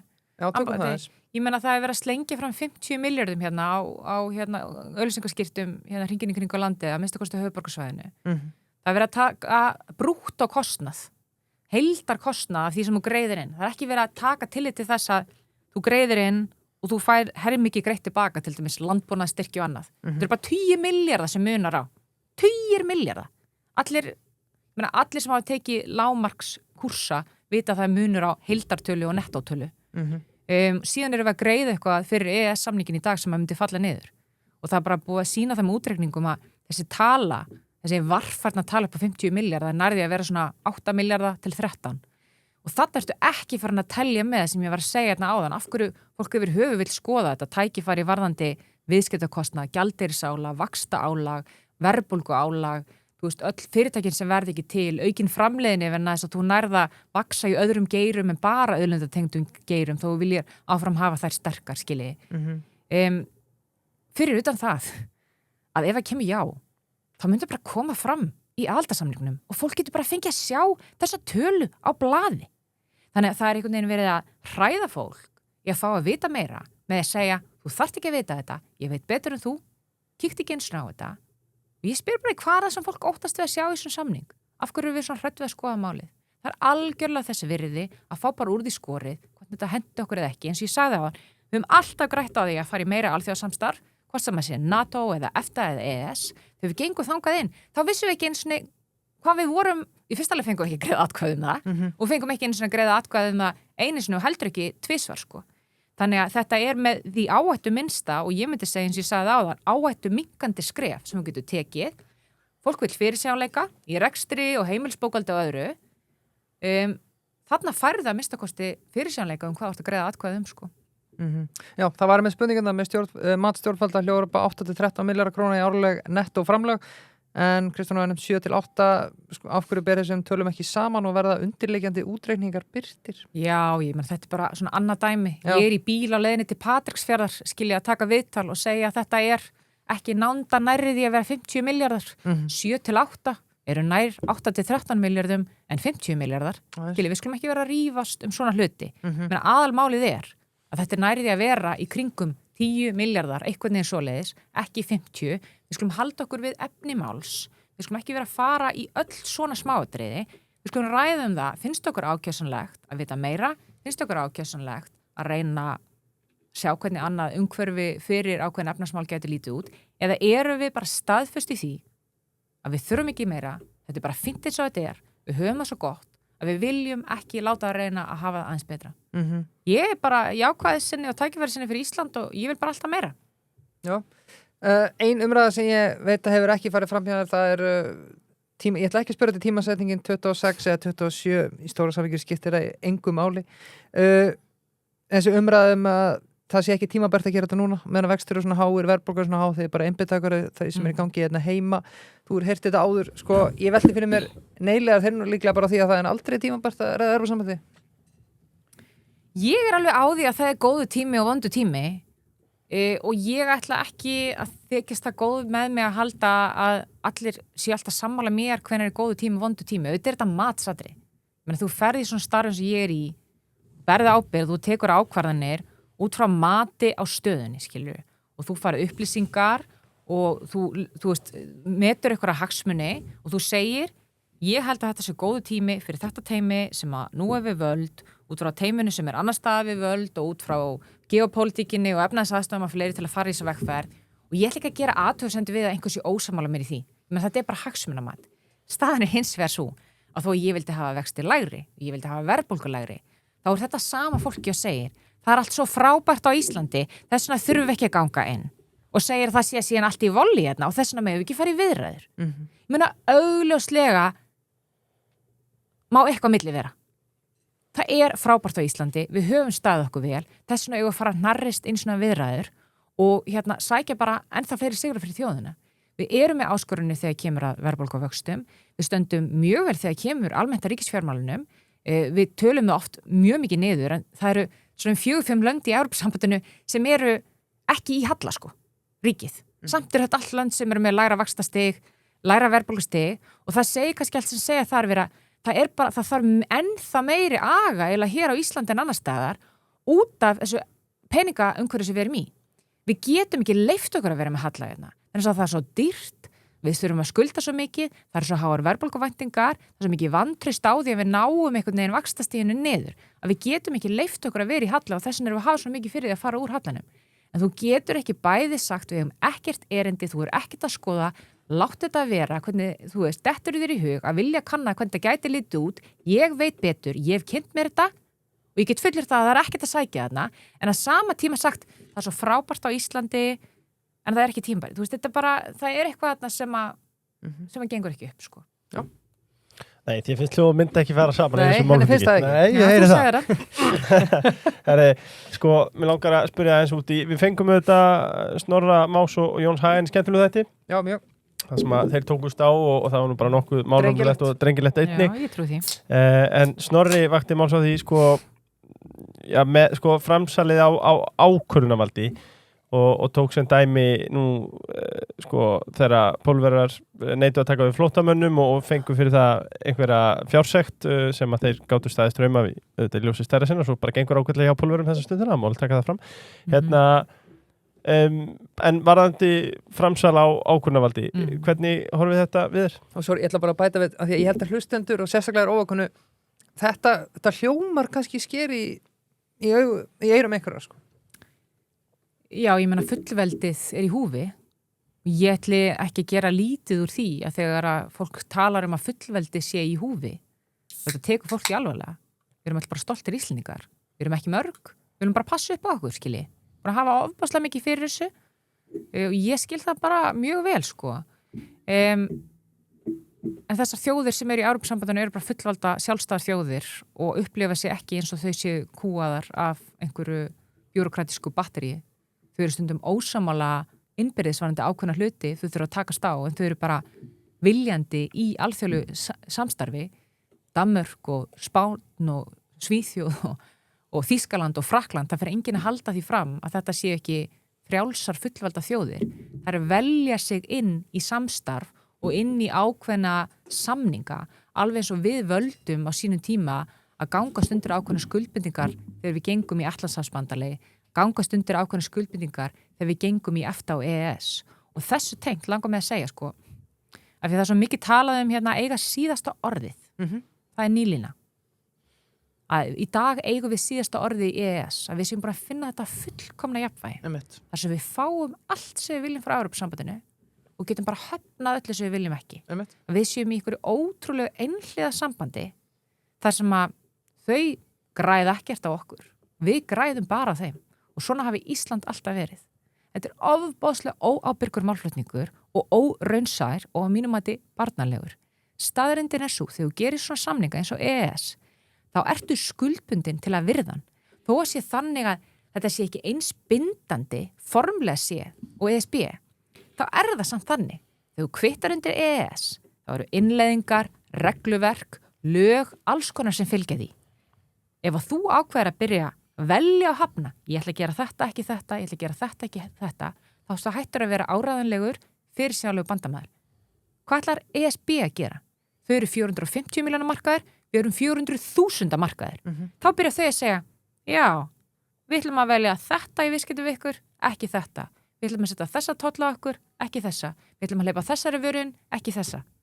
Við getum ekki látið eins og þrátt fyrir að við séum sjálfstæð fullvalda þjóð, að við getum bara hagað okkur eins og okkur sýnist í viðskiptum við aðra þjóðir. Þetta er mjög óábyrgur málflutningur og þetta er að koma frá sama fólki og er að segja að EES-samningurinn sé svo nauðsynlegur, svo mikilvægur, svo það er besta sem við höfum gert og við höfum að ríkhalda í hann. Það er tilbúið í rauninni að standa undir málflutningi sem gæti grafið undir sama samningi. Ef þú tekur EES-samningnum alvarlega, þá virður hann og þú innleiðir það sem á að innleiða. Og við erum bara komin að þann stað þegar kemur að EES-samningnum að ef við förum að leika okkur á eldinum, þá getum við alveg eins lent í því einhver annar fari að taka ákvarðan sem við erum ósátt við. Við erum inn í EES fyrir tilstöðla Noregs í raun. Þú veist, Liechtenstein er þarna inni en Noregur borgar, þú veist, 90-95% af því sem kostar að vera í EES-samstarfinu. Þau halda EES gangandi. Og Noregur er að fylgjast með hvað við erum að gera núna? Noregur er að fylgjast með hvað við erum að gera. Og það er verið að tala um frjálsa, fullvalda þjóð. Skuldbindingar, sko. Staðreyndin er svo að ef að Noregur tekur ákvörðun að hreyfa sig í svona máli, ákveður að ganga inn í Evrópusambandið og það er einhverjarn úti sem segir þetta er fáránlegt, þau eru svo mikið að móti þessu en ég meina, staðreyndin er bara svo við vitum ekkert hvað er að fara að gerast. Hvað ætlum við að gera? Við getum ekki staðið ein undir þessum EES-samningi. Þetta er frábær samningur, við munum gera allt til að verja hann ef þetta verður nei og fram að því að þetta verður já, ef þetta verður já, ég mun standa 100% með hannum. En ég fékk nefnilega eina spurningu daginn þar sem að verður að segja við höfum svo mikið fyrirsjónleika með EES og við vitum ekkert hvað við fáum með ESB. Þetta er bara ekki rétt. Það getur önnur þjóð eins og Noregur ákveð að gera eitthvað annað. Annar maður, góður maður, sagði mig, ég er alveg til að fara inn í ESB bara með Noregi. Sko, já, það er ekki bara góð frjálsa fullvalda þjóðin sem ætlar að láta normenn semja fyrir okkar hönd. Sko, normenn eru vinur okkar. En þetta eru harðsvíraðir samningamenn fyrir sjálfan sig, sko. Það vita það allir sem hafa staðið í samningu þá varðandi fiskinn eða aðra þætti, sko. Við eigum auðvitað að nýta okkur tækifæri núna þegar að við erum með góða samningsstöðu að við sem ekki aðþreynd verðin þess að aðrir hafi tekið ákvarðanir sem hafi tekið hluti mögulega úr jafnvægi frá okkur. Ég er ekki að segja þetta muni gerast, en ef fólk er að leyfa sér að segja svona hluti eins og fyrirsjónleikin er 100%, við höfum síðasta orðið, við erum svo fullvalda, við erum einstöfnu þjóð þar sem við fáum allt frá öðrum og engin neitt frá okkur, þá verð ég að segja þetta bara ekki raunveruleiki sko. Orka náttúrunar, þið rafbíla eindur það núti að því að sko heimaleiðsla, hún færist auðvitað sífellt í aukana með fleiri rafmagnsbílum sem við fögnum rafknúnum ökutækjum sem við fögnum auðvitað sem umhverfisina miklir og allt talað oft verið talað það hvað Chess After Dark ótrúlega umhverfismiða hlaðvarp Já, við hefum ekki mikið hrós fyrir það þannig að, og enn auðvitað liður í því að kolefnisjafna þetta allt saman hjá okkur Ég meina, onn væri hans ekki að vinna með okkur Nei, það nákvæmlega þannig og það útblástuseiningar sem að verða til þeirra í og úr hlaðvarpinu og ég meina það eru engar af því að við erum á raftrefnum ökutækjum Já, ég meina, þú lifir bílausum lífstíl í dag sko og þegar þú ert á rafmagnsbíla þá hliður hjá onn Já, og það vil svo til að í nýbúðinni okkar hjúa þá sjálfsögðu rafhleðslustu sem að sinnt af Club Orange Orka náttúrunar Origo, þjónusta inn í framtíðina hjálpaðu þetta viðskipta sínum að ná forskoti með stöðu samtali það hvernig má vaksa hraðar en á sama tíma hægra sjálfvirkni við fáða betri yfirsýn, virkja starfsfólki og vinna í raun bara að setja markmið með hverju fyrirtæki fyrir sig þeir eru auðvitað með ógrunni fyrirtæki sem við aðsér einhvern veginn og safna við nefndum Mavin í síðasta þætti sem að vera þjónusta Bláa Lónið og fleiri það eru auðvitað gríðarlegt þekkingarhús byggt upp af vinni mínum Pétri Rull og hvort sem er Microsoft Fabric, Azure, Power BI Databricks. Talandi Power, þetta Powerhouse það, Já, Payday fyrir lítil og meðalstór fyrirtæki þá þetta nú bara rakið og ég svona velti fyrir mér af hverju við erum að auglýsa á því ég hefði haldið nú er bara fíblastin samt ekki þetta fabulera bara langflest lítil og meðalstór fyrirtæki verður nú þegar í viðskiptum við Payday Já, við erum svona að reyna bara að sækja öll sko Já, það greinilega má lengi gott bæta og svo erum við kannski að hvetja fólk fyrir þá sem ekki búin að stofna fyrirtæki að þá það auðveldara að þú ert með Payday því við hönd sko Akkurat, það nefnilega líka að vera vakandi að bara fyrir þá sem ekki komnir í reksturinn að bara vita það þá að því að það svo gott líka það er svo mörg horn að líta þegar þú ert að stofna fyrirtæki og þá gott að hafa einhvern innan handar þetta engin peningu með við ráðgjöfuna sem þú færð og tíman sem þetta sparar Nei, bara í alvörinni, mánaðagjaldi og ég bara hveti og mér þess að fyrsti mánuður frís en þetta maður má kannski segja, þetta nánaskefins Ég ætla kannski bæta við punkti bara því að ég held að Snorri hafi tekið þetta sem dæmi vegna þess þetta var mál sem að við vorum sammála á þingi og mér þess að viðreitt sko að þetta væri kannski fullt djúpt í árinni tekið hvað var það innflytjamálin en sko líka það getur við verið sammála það samt að þessi púði sem við höfum sem er á 2 ár áður en við þurfum að innleiða ESB-löggjöfina fýtt tími til að fá reynslu á oft maður tekur ákvörðum við tölum þetta lag sem getur verið fínt til að fá reynslu á og ef við tökum bara blýhúðun og gullhúðun alveg út fyrir svega bara gott að fá hann 2 ára púða upp og að sjá hvernig farnast Já, ef þú ert í Evrópusambandinu þá færðu púðan þegar það verið að semja regluverki og löggjöfuna Fara hann í grillið Þú ert partur af ferlinu Við þurfum púða, en við höfum ekkert þetta að segja Við erum að koma með bæna skjöl og betli stafi eftir að búa að taka ákvarðanir við erum að reyna að gera það sem við getum en við höfum bara ekkert það að segja í lokdags vegna þess að við höfum ekki ákvarðantökuvald þegar kemur að uppalegu setninga þessar regluna síðan segir fólk bara eftir að við innleiðum bara það sem við viljum það alveg verið að fylgjast með því sem við gerum sko og þau ekkert sátt við það hvorki önnur EES-ríki ESB að við séum bara hérna eitthvað að velja hafna eins og við viljum og við verðum að passa okkur. Við verðum að passa okkur. Ef við viljum fá virðingu í alþjóðamálum, við viljum skjól og samstarf, þá verðum við að sýna þessum þjóðum þá virðingu að standa við gerða samninga. Þannig að það ekki þannig að við séum á okkur sérdíl umfram aðrar þjóðir. Íslendingar hafa staðið sig vel í alþjóðamálum, það fer gott orðspor af okkur og ég meina við eigum vini mjög víða. En þetta harður heimur sko og leiðtogar annarra landa eru að hugsa innanlandspólitík og sín mál sko og við þurfum bara að passa upp á það að við séum að spila eftir sömu reglum og aðrir. Ég meina svona hlutin eins og í útlendingamálum og annað, ég meina það líka oft verið að espa upp hluti sem að muni ekkit endilega snert okkur. Ég meina við erum nú þegar til dæmis í Schengen sko. Bretar voru allan tíma í Evrópusambandinu talandi sérlausnir sko án þess að vera í Schengen. Þú veist, við erum nú þegar inn í samrændri útlendingalöggjöf þegar kemur að landamæraeftirliti, sko. Og við höfum ekkert verið að taka við fáum flóttamönnum per capita haus með önnur Evrópuríki. Þannig að það ekki þannig að við myndum fá einhvern hvað ég segja, einhvern afgangslista út af því, sko. En það bara svo langt selst, skiljið. Við erum ekki eins og búin að fara í viðræður, sko. Nei. Og eins og þessi tækifæri sem ég var að tala á það er bara verið að telja til hvað gæti mögulega gerst út frá einhver ímyndari mynd að við höfum engar skuldbindingar í dag, engan kostnað í dag, engin tækifæri sem við mistum af og að samaskapi að við þurfum ekki að virða alþjóða samninga við önnur lönd, sko. Ein stutt, ég spurði Þorgeir út í þetta og er áhuga að spyrja þig líka. Þú veist, það sem ég held að því að þú talar að þetta var farið skref og ég er bara sammála þetta, margir hlustandi séu það er ansi mikið að gerast tvær atkvæðagreiðslu, stjórnarskrárbreyting og fleira. Kannski hræðir það einhverja, hvað þetta er langt ferli, frekar en að segja bara, nei, þá er þetta alltaf að vera búið og við getum fara að mæti matabóðin aftur sem Guðrún kemst ekki núna. En ertu ekki hræddur með það, og það kannski leiði mig aftur á tímalínu 26, að þá vonandi verið þið enda við stjórnvölin ef það verið já, að hann komi kannski eins og Þorgeir að tala vorið 28 og þetta kjósum að þá, að það mæti bara eitthvað Gunnar Bragi næstu ríkisstjórn og segja bara, ég er ekkert að vera í ESB, og þá eittum við bara svona tíma og púður í ekki neitt. Skilja hvað þér fara? Já, ég ætla bara að leiða mér að hafa meiri trú á fólki sem fer í pólitík en svo að þau muni vanvera niðurstöðu kosningar, sko. Men það er fólki sem ræður þessu. Það eru ekki formenn stjórnmálaflokka, það er ekki lobbyistirnar að núti, það er ekki kerfið, það er ekki höfðingjarnir, þú veist, það er fólkið. Það á bara að hlusta á fólki í þessu máli. Ég ætla ekki að leyfa mér að hafa einhverja áhyggjur af einhverju í framtíðinni sem ég hef ekki 100% stjórn á.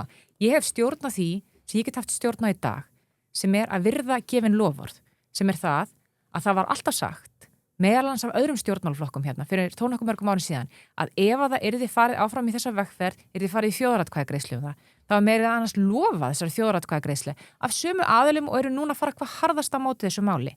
Ég sagði það líka sjálf að ég myndi ekki fara í þessa vegferð nema að við færum fyrst í þjóðaratkvæðagreiðslu. Ég sagði það þegar við stofnum til þessa stjórnarsamstarfs að við myndum fara í þessa þjóðaratkvæðagreiðslu, lofar gefin, lofar efnd, við erum að klára þann hluta málsins. Ef þetta fer nei, þá er þetta búið að minnstu kosti í bili. Þú ferð ekki í svona þjóðaratkvæðagreiðslu að nokkrar að fresta upp á grín. Þetta er alvarlegt mál, alveg eins og þú nefnir, þetta tekur tíma að því allt sem skiptir máli og hefur raunveruleg áhrif og breytir einhverju og leiðir til kerfisbreytinga og breytar tíma, það tekur tíma. Það krefst undirbúnings, það krefst samráðs, það krefst þáttöku og það krefst umboðs og það er það sem við erum að biðja um. Mjög gott. Mjög gott, sannlega mjög gott. Við erum að færa okkur í loka liðin sem er ruddarspurningarnar. Við ætlum að gefa okkur eins og ágætis tíma í þær. Það er hrönnuðust inn, það eru margar skemmtilega, það eru margar óvægnar, þetta er allur gangur. Með við samt eftir Þorgeiri þá myndi allir riddarinn sem hættir að hlusta hvað sem Já. Þetta er bara gott drottningavital. Já, herriði, það er einn nafnlu sem ríður á væði. Hefur hugleitt að lækka bankaskattin í vonum að lækka vexti eða deilirðu sömu áhyggjum og almenningur að þetta geti hækkað vaxtaálagið? Deilir almenningur þeim áhyggjum að þetta geti hækkað vaxtaálagið? Það var eitthvað grein á MBL í múli. Já, ok. Sem hann vísaði þessum ágætum aður. Ég held að þetta sé ekki stóra málið þegar kemur að vaxtakostnaði. Ég held að þetta sé heldur ekkert eitthvað lausnin á öllu að hækka bankaskatt. Skiljið, staðrið málsins er svo ef bankaskattar var lækkaðar á sínum tíma kringu COVID, þá var það á þeim forsendum að það myndi skila sér til neytenda. Það yrði minnkun í vaxtamunni og aukin hagræðing hjá bönkunum og fleira sem þessu myndi fylgja og auki svigrúm, myndi skila sér til neytenda. Það sem hefur verið kannað í þessum máli bendir til þess að það hef ekki verið gert. Þannig ég stend áfram með þetta. Mjög gott. Ólafur Nordqvist spyr forsætisráðherra taldi áður að afgerandi meirihluti þyrfti að vera fyrir hendi áður en ESB-vegferðin yrði hafin. Nú talar hún 51% meirihluti myndi duga. Hvað hefur breyst? Við erum eiginlega búin að svara þessu. Búin að svara þessu. Já, klippir þetta ekki bara til og hendur þessu inn? Góð spurning samt, takk. Sko að þessi er góð frá Sæverður. Er það ágefni hvað framtíð ESB varðar að bróðurpartur lífeyrisréttinda er ófjármögnuð hjá flestum ESB-ríkjum? Það er ágefni fyrir þau lönd en það snertir okkur ekki. Nei. Ég held að það skiptir rosalega miklu máli að fólk átti sig á því að Evrópusambandið er ekki að skipta sér að lífeyri landsmanna. Það er ekki að skipta sér að velferðarkerfinu með þeim hætti að það er ekki að segja hversu mikið átt að greiða í almannatryggingar. Það er ekki að ákveða hversu mikið tekjuskattur eða hversu hár tekjuskatturinn er. Það er að setja ákveðna lágmarksreglur varðandi hin og þessar hlutisöfun og þegar að undirgangast í dag í neytendamálum og ákveðnum svona eftirlitsmálum og þess að þar, svona gæðamálum til dæmis. En hérna lífeyrissjóðurinn er þinn samankort úr innan Evrópusambandsins eða ekki. Sko talað málflutning neyliða, sko, það er stundum talað þannig að ef það verður já á 29. ágúst, að þá munum við bara breytast í eitthvað austantjálsland, bara september kannski. Já, bara alveg eins og Svíþjóð, Finnland og Danmörk hrundu niður af öllum þessum listum eða hitt þá heldur. Sko, Evrópusambandið er bandalag ríkja. Það er ekki eitt land, skilji. Þetta er ekki eitt land. Það eru ólík lönd sem fóru á ólíkum forsendum að það inn og flestu lönd sem voru fátækari hafa séð gríðarlega sókn vegna þess að markaðar opnust fyrir þá. En það var einhver sem fekk aðgang á þeim mörkum og það voru ríkari löndin, skilji. Þetta er tvíhliða gata, sko. Já. Og það eru margir sem fengu mörg tækifæri út af því í hinnum löndunum líka, skilji. Þannig að það er bara ólík staða í Evrópusambandslöndum og hún verður það áfram. Og ég hef nú líka sagt það við fólk sem er að tala um ákvarðanatöku og annað. Ég meina, við getum tekið góðar ákvarðanir og vondar ákvarðanir innan og utan Evrópusambandsins. Af því að við verðum áfram, sjálfstæð, fullvalda þjóð, við ráðum okkur sjálf. Þú veist, þetta er viðbót við núverandi samstarf sem er mjög þétt við Evrópusambandið. Þetta er að færa okkur nær þeim í ákveðnum málaflokkum en við erum nú þegar að verulegu leiti þarna inni. Þetta er ekki svona ofboðslega stórt skref en þetta er að gefa okkur tækifærið ef við ljúkum aðildarviðræðum til þess meðal annars að ganga inn í myntbandalag og gæti haft mikil áhrif á kostnað við að lifa og það er meðal annars ástæðan fyrir mörgum finnst þetta spennandi. Er verið að leita leiða varandi fríverslun utan ESB eða eru öll egg sett í sömu körfu, spyr Helgi Ólafsson? Það er nú þegar einhverju fríverslunarsamningar sem við höfum gert. Ég meina, þorrin af þeim höfum við gert í gegnum EES eða EFTA samstarfið. Við höfum gert vissulega fríverslunarsamningu í Kína sem ég hef svolítið gaman af. Hvað er orðin vinsæll meðal að margra í þessu ferli? Kannski aðilar sem væri ekkit rosalega mikið að líta til Kína sem viðskiptaaðila. En þetta er auðvitað risastór markaður. Við skulum ekki gera lítið úr því. Og við höfum ágætt samskipti við Kína en við höfum líka varfæran samskipti við Kína. Af því að, ég meina, Kína í lok dags er einræðisríki. Þau haga sig með ákveðnum hætti þar og maður þarf að vera með augun opin og eyrun opin þegar maður er í samskipti við þau, þrátt fyrir að það séu viðskiptatækifæri vissulega þarna.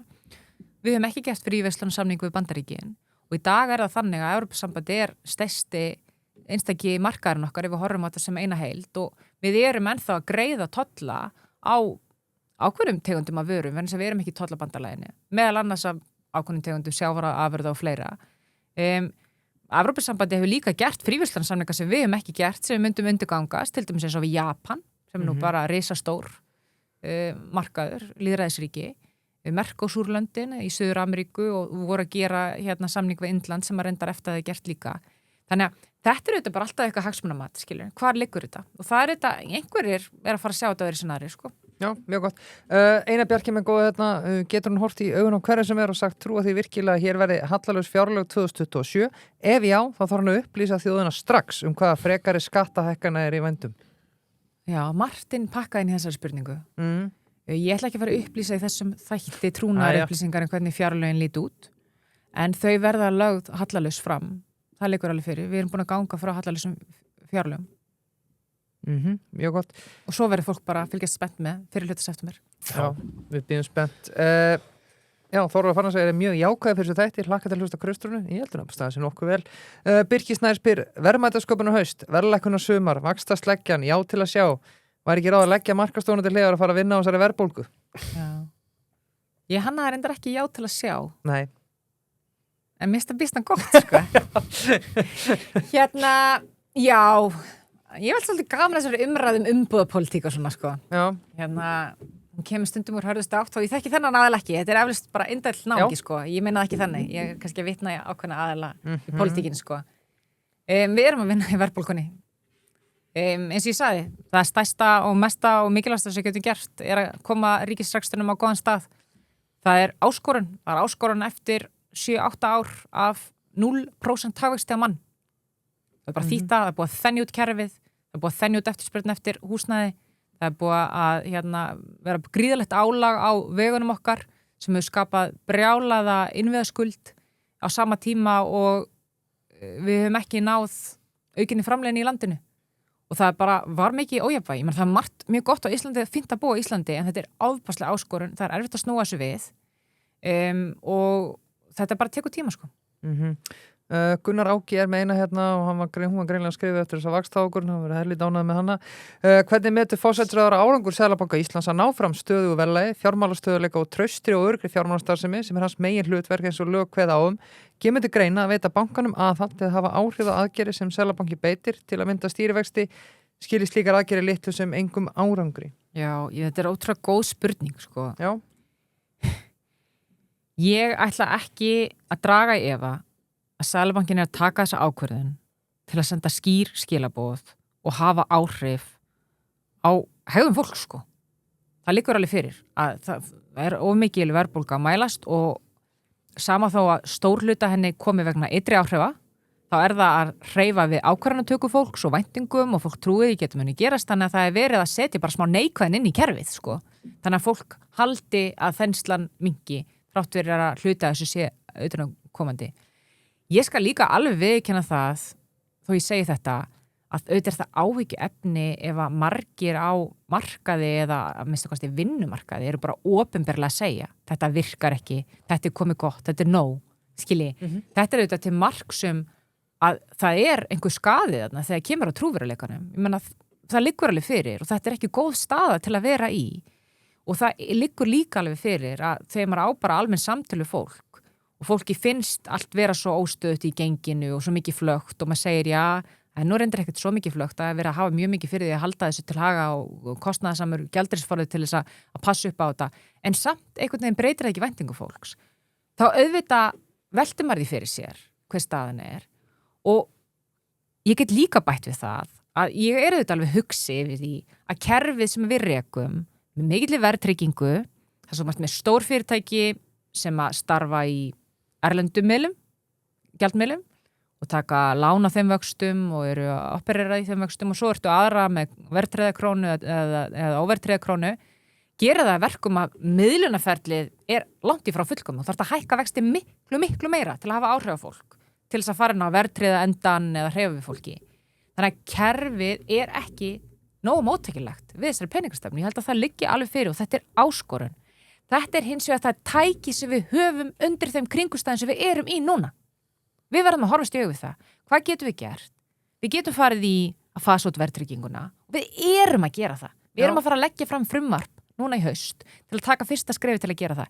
Það er erfitt, það er flókið, fullt af fólki sem verður fúlt yfir því eftir að það heldur einhvern veginn að þá bara geti allir fengið nafnvexti í 3,5% eða af því að þeir eru með það í verðtryggðu eða 5% af því að þeir eru með það í verðtryggðu saman hvernig lánort að taka. Það verður erfitt. En við getum ekki farið í það að festa einhliða gengið með auðveldum hætti. Ef að fólk vill breyting á peningastefni, þá þarf það íhuga alvarlega hvort það vilji fara í myntbandalag og reyna að slá á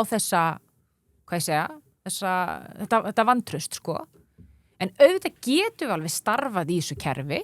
Það eru mjög margir þarna úti sem segja Ísland er frábært, Ísland er best í heimi, Ísland er betur en öll Evrópusambandsríkin, við getum þetta sjálf og ég meina það fólk er auðvitað að segja að við séum að standa okkur vel í þessu kerfi og það er margt til í því. Það er margt til í því, en ég held að við getum gert það betur. Mjög gott. Ég vil hvetja ritara til að hafa spurningarna stuttar. Sumar er nú bara eins lengri en mastersritgerða mín. Andrés Andrésson spyr hérna ein á léttu nótunum, hann er ekki mikið aðdáandi. Ætlar Kristrún að segja af sér embætti eða svarið verður nei 29. ágúst? Nei, ég ætla ekki að gera það. Það var ekki planið? Nei, ég fór ekki pólitík til þess eins að ganga inn í Evrópusambandið þó ég hef verið Evrópusinnið alla tíð og ég sjá mikið tækifæri í þessu. Þetta var vilyrðið, lofarðið var að spyrja þjóðana. Ég ætla að hlusta á hana og ég ætla að fylgja henni. Mjög gott. Haraldur Sigfús spyr, nú er ljóst að ef við göngum í ESB þá opnast á erlenda fjárfestingu í sjávarútvegi, var hækkun og veiðigjöldum hugsuð með það í huga til þess að taka rentu af erlendum aðlum þegar þeir koma á fjárfesta í íslenskum sjávarútvegi? Áhugavert. Ég fór á eitt fund daginn þar sem að manneskja sem að er með mikla hagsmuni útgerð byrjaði að ávarpa herbergi með að segja ég ætla að kjósa já, verna þess að ef við göngum inn í Evrópusambandið þá get ég selt allan kvótan minn til hollendings og kassað út. Einmitt. Og mér fannst þetta bara svo áhugavert.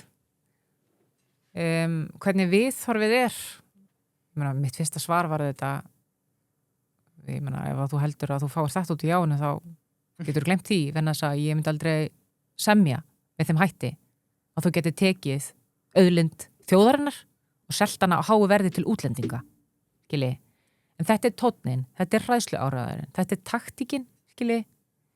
Það liggur auðvitað alveg fyrir að við erum öll þarna úti, öll með tölu, nema kannski einhverju þarna úti sem að sjá að þeir geti kassa út. En við hinn erum öll með tölu með sömu hagsmuni þegar kemur að auðlindar landsins. Við getum síðan verið ósammála skiptingu auðlindarentu og fleira og svo umræðum mun halda áfram hvort við göngum áfram í Evrópusambandið ekki. Bara trúið mér, þetta mun ekki endilega leysa það. En við munum passa upp á þetta eignarhald og það verður stóra málið í þessu að tryggja það að við munum sjá áfram innlenda vinslu á þessu og fleira. En ég ætla bara að hnykkja því sko. Evrópusambandið er með engar almennar heimildir þegar kemur að auðlindamálum til að taka ákvörðun fyrir okkar hönd. Það liggur alveg fyrir. Það er sértæku heimildir sem kunna að vera til staðar ákveðna nýtingu. Það eru heimildir sem er að finna allar í EES-samningnum sko. Við veit ekki hvort að fólk þekkir söguna með Hvammsvirkjun og vatnslot og fleira hlutir. Þetta eru EES-reglur sko. Það er eins með orkumálin. Við erum að undirgangast þetta allt saman núna. Þannig að við erum ekki að opna eitthvað Pandora-box þegar kemur að þessu. En við þurfum að passa upp á eignarhaldi, ekki spurning. Mjög gott að svara fyrir þetta. Já, eins og Leifur kom inn og sumar eru ómálefnulega, sumar eru góðar og við þakkum öllum sem sendir spurningar. Þessi finnst mér góð frá Skorra. Þú gagnrýndi fyrir ríkisstjórn fyrir stjórnlaus ríkisútgjöld og sagði það halda verðbólgu og vöxtum háum. Samt fara útgjöld ríkissjóðs úr 1380 milljörðum 24 í 620 árið 26. Hvenær hættir efnahagsástandið að vera ábyrgð fyrir ríkisstjórnar og verður orðið ábyrgð þinnar ríkisstjórnar? Já, þetta er mjög góð spurning. Sko, það skiptir rosalega miklu máli af því að þegar maður er með svona stóra tölur þá virka þær svona svolítið dramatískar. En Þú myndir bara gera með tilliti verðlagseftur og bara koma að sér nálega þessari tölu? Já, sko, þú veist, með tilliti til landsframleiðslu, það liggur fyrir að útgjaldastigið, það fyrir lækkandi núna á næstu árum, samkvæmt þeim áætlun sem við erum með. Það er í kringum 30% landsframleiðslu sem er bara í takti við það sem það hefur verið síðustu ár og eins og ég segi, er að fara lækkandi. Sama með tekistigi hjá okkur, það er bara í kringum svona 30% sem er bara sama að það var á síðasta kjörtímabili frá í tali COVID eða hrundi sko, af því að bara greinin hrundi. Þannig að þær tölur liggja alveg fyrir og í kerfi sem að þennst út 0% hagvöxtur á mann en er að þenjast út sko nafnvirðistalan vegna þess að það er svo mikið að fólki að flytja til landsins til þess að vera í ákveðnum tegundum starfa. Söguleg fólksfjölgun, ekki bara á íslenskan mælikvarða, heldur bara á alheims mælikvarða þegar kemur að vestrænum eða þróuðum löndum, þá þýðir það auðvitað. Þú flytur inn rosalega mikið af fólki til að vinna vinnu sem er kannski ekki að skila miklu á klukkustund þegar kemur í framleiðni, en þetta fólk þarf að búa einhvers staðar, það þarf að nýta velferðarþjónustu, það þarf að nýta heilbrigðisþjónustu, það þarf að senda börnin sín í skóla. Það kostar bara að vera með vöxt sko, en það sem er kostnaðsamast er að vera með vöxt sem er kannski að skila litlu fyrir þjóðarbúið þegar kemur í framleiðni, en það er fólk á bakvið þetta sko. Það er fólk sem þarf að sinna og þess vegna skiptir svo miklu máli að við erum að reyna að skipta gír þegar kemur á atvinnumálum og reyna að vera að minnsta kosti á útflutningsfliðinni með aðeins framleiðnari greinar. Þannig að ef þú tekur mið af þörfinu, af fólkinu, af kerfinu, það hafa útgjöld ekki aukist að þennan mælikvarða. Við erum búin að fara í 20 milljarða hagræðingu nú þegar og taka erfiðar ákvarðanir. Bara það sem að þessu kjörtímabili er búið að fækka stofnunum 8%. Það er heldur mikið. Þetta er hátt hlutfall. Það er búið að fara í sameiningar, í niðurfellingu á alls konar þáttum, breytingum á eftirlitsumhverfi fyrirtækja sem að búið að ræða í áraraðir. Það er mér sem sendur þetta nefnt. Það var hent hagræðingatillögunum í ruslið með Ólafur Malmquist. Nei, sannarlega ekki. Við erum búin að klára fulltamálum í vor bara til dæmis voru Hanna Kata og Jóhann Páll að klára bara stærsta einföldun á eftirlitsumhverfi fyrirtækja. Eins og ég sagði, í mörg ár, búið að tala um þetta í langan tíma þegar kemur heilbrigðiseftirlitinu. Jóhann Páll er til dæmis búin að minnka eða fella niður auglýsingaskyldu varðandi fullt af atvinnugreinum sem hefur staðið í vegi fyrir eðlilegri starfsemi. Við samþykktum 2 ramma eða 3 með vindorkunni. Það hefur aldrei jafn mikill góðu gangur þegar kemur til þess að orkumálunum. Þannig að það er bara búið að gerast fullt á þessari sammenningar, hagræðingarlið, en ég meina betur maður döðskal. Já, 2 mínútur eftir, þannig ég ætla bara að taka einsetningarspurningarnar. Kristrún til í að skoða að selja Landsbankann, spyrir Björgvin? Mér finnst að þurfum við að liggja fyrir einhver áætlun varðandi starfsemi bankaumhverfisins áður en að við förum að losa okkar hlutina. Ég meina, ég ætla ekki að útiloka það að ef það kemur stóra öflugur stofnanir fjárfestirarninn, skilur, þá gæti ríkið á einhverju tímapunkti selt hluta úr Landsbankanum. Og ég er ekkit endilega á þeirri skoðun að ríkið eiga alla Landsbankan aldrei æfi, sko. En ég myndi vilja sjá aðeins betri stefnumótun varðandi fjármálamarkaðin í heilsinni áður en við förum að taka eitthvað svoleiðis skref, sko. Mjög gott. 3. síðan spurningin, mér finnst þessi góð. Auðun Bragi með hana framlegandi þáttarins. Þú getur leist þetta á 3 mínútur, Kristrún Frostdóttir. Sendu e-mail á SB, do we get 100% fish and water, yes or no? Bara mjög góð spurning. Það sem hann er að velta fyrir sér, er hægt að bara hringja þetta út, frekar hann að kjósa já og bara í alvöru, við erum að tala um þess að sérlausnin og annað þessi tækniatriði, sko, það er bara gott að fá staðfestingu frá, en auðvitað erum við samningaverðum, það er kannski erfitt. Já, ég meina, við erum í samningaverðum, en ég meina... Og hvernig finnst þessi umræðum Holland sko, og það? Myndi fólk einu svona trúa því, við myndi segja, samtalið, veit ég hvað ég meina? Þú veist, maður segir, herðu, ég kem inn á samtali og fólk er rosalega jákvætt við þessu. Fólk segir að við séum í einstaklega sterkur stöðu, fólk segir að við ætlum ekki að gera sömu mistökin á með Noreg, stækkunarstjórinn kemur inn og segir við ætlum að leita kreatífra lausna þegar kemur að sjávarútvegsmálum og fólk bara, það segir engin neitt hvað, þú veist, fólk trúir því ekki fyrir að sér það skrifað niður á blað, fólk vil það á pappír, það vil geta að lesa það sjálf með stimpilinn, skilji. Veist, ef ég myndi senda svona tölvupóst sem ég get augljóslega ekki gert, þannig að þau myndi aldrei svara þannig samskiptum, þá myndi fólk ekki trúa því. Punkturinn minn er þessi, ég kann að meta þessa umræðu, ég skilða að fólk trú ekki öllu upp á hár, þess vegna vil ég gjarnan, fólk fá bara að sjá þetta, leggja mat á það, hvað hefur fólk að óttast við að sjá hann samning, sjá hvað getum fengið út í, leyfi fólkinu bara að sjá hvað er í boði, ef það líst ekki að bleikuna, segið bara nei. Ég hef sagt að ég já kannski kona líka, ég vil bara fá að sjá þetta, en mér finnst bara of mikið í húfi og eins og ég segi, við höfum alltaf grætt á því að fara í samninga, við höfum alltaf grætt á því að sjá hvað eitthvað býðst og við höfum alltaf grætt á því að fara í aukin alþjóðaviðskipti. Þannig af hverju ekki núna? Næst spurning kvöldsins, þegar 18 mánaða afmæli núna ríkisstjórnin, hvað ertu stoltust af so far, hvað hefur gert vel og hvað hefur viljað að fara betur? Giggo. Þeir eru tusku óðir, þessi 2000 giggar sem að sjáum að halda húsinu hreinu. 2000 tusku óðir giggar, takk fyrir. Það er rosalegt. Ef að þú ert með hugan einhvers staðar annar staðar en við heimilistrifin og vilt fá einhver til þess að aðstoða við þau, þá er nóg að tusku óðum giggurum, en þeir eru ekki bara í heimilistrifin, því að hvað sem það er, hvort sem það er innan heimilisins í garðvinnunni eða minniverk, veisluhöld, nefndu það bara, ef það er eitthvað sem er dettur í hug, eitthvað gigg, þá eru giggarar. Já, ég hef nú verið mikið hlegið að mér, sko, en viltu vita hverju minn helstu verkefni er hjá Giggo? Hver? Það er sorpuferðir.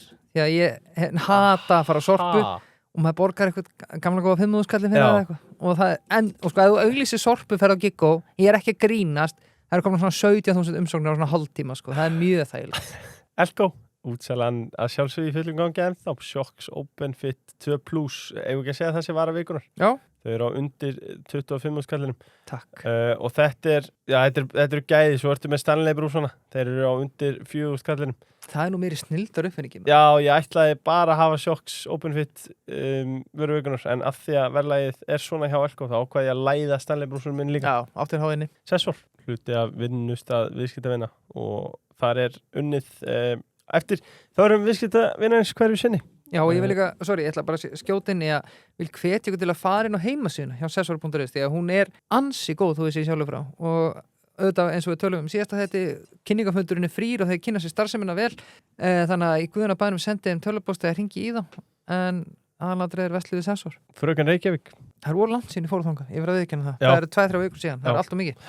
Já, og eins og ég talaði lágmark vikulega.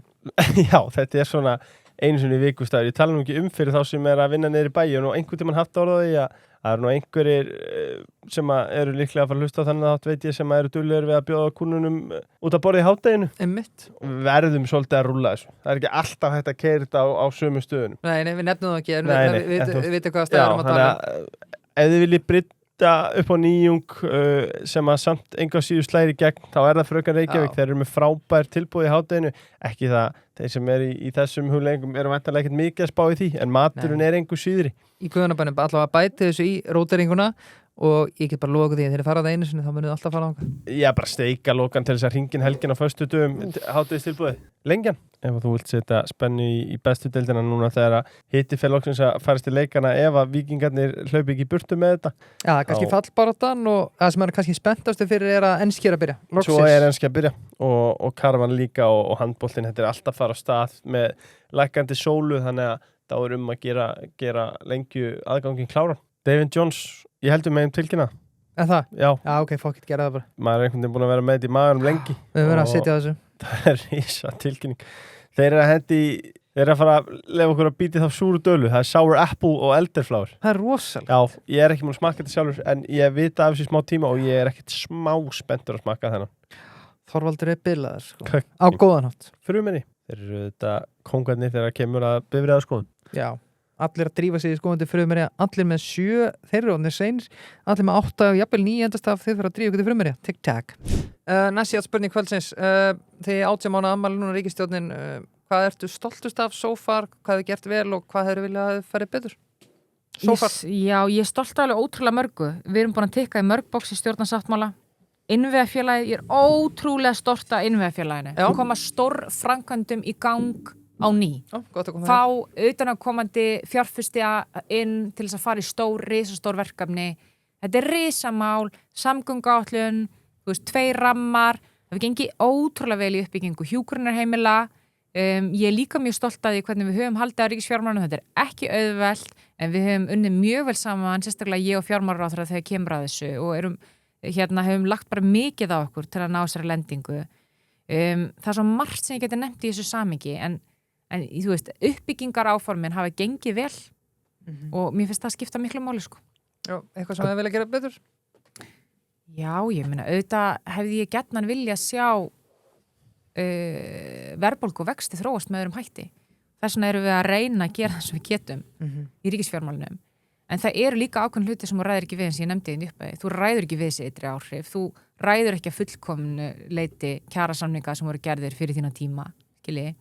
Það eru ákveðin hluti sem ég hefði viljað hreyfa hraðar, það eru ákveðin mál sem eru hægari inn í kerfinu en áður, en við munum klára þau.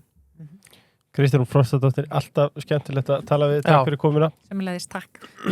Lokaspurning dagsins, af hverju fólk að kjósa já 29. ágúst? Fólk á að kjósa já, vegna þess að við höfum mjög góð sög að segja þegar kemur að alþjóðasamskiptum. Alltaf þau tekið svona ákvarðanir, hvort sem maður var með eingöngu í NATO, EFTA, ES, öllum fríverslunarsamningum sem við gert, þá höfum við alltaf grætt á því. Við erum á stórkostlegum stað sem þjóð, en við erum í líka gríðarlega sterkri samningastöðu út af því. Við erum að nýta okkur glugga sem við erum í núna. Þetta er áhættu minkandi skref að sjá hvað ræðir og það er áfbáslega mikið í húfi. Aukin samkeppni á Íslandi, breytt peningaumhverfi þegar kemur að væntingum, þegar kemur að akkeri í vinnumarkaðsviðræðum, þegar kemur að vaxtastígi, þegar kemur að verðlagi. Hrista bara eins upp í kerfinu, sko. Við höfum góða sögu að segja bæði alþjóðasamskiptum og kerfisbreytingum þegar við höfum ákveðið að taka svona skref.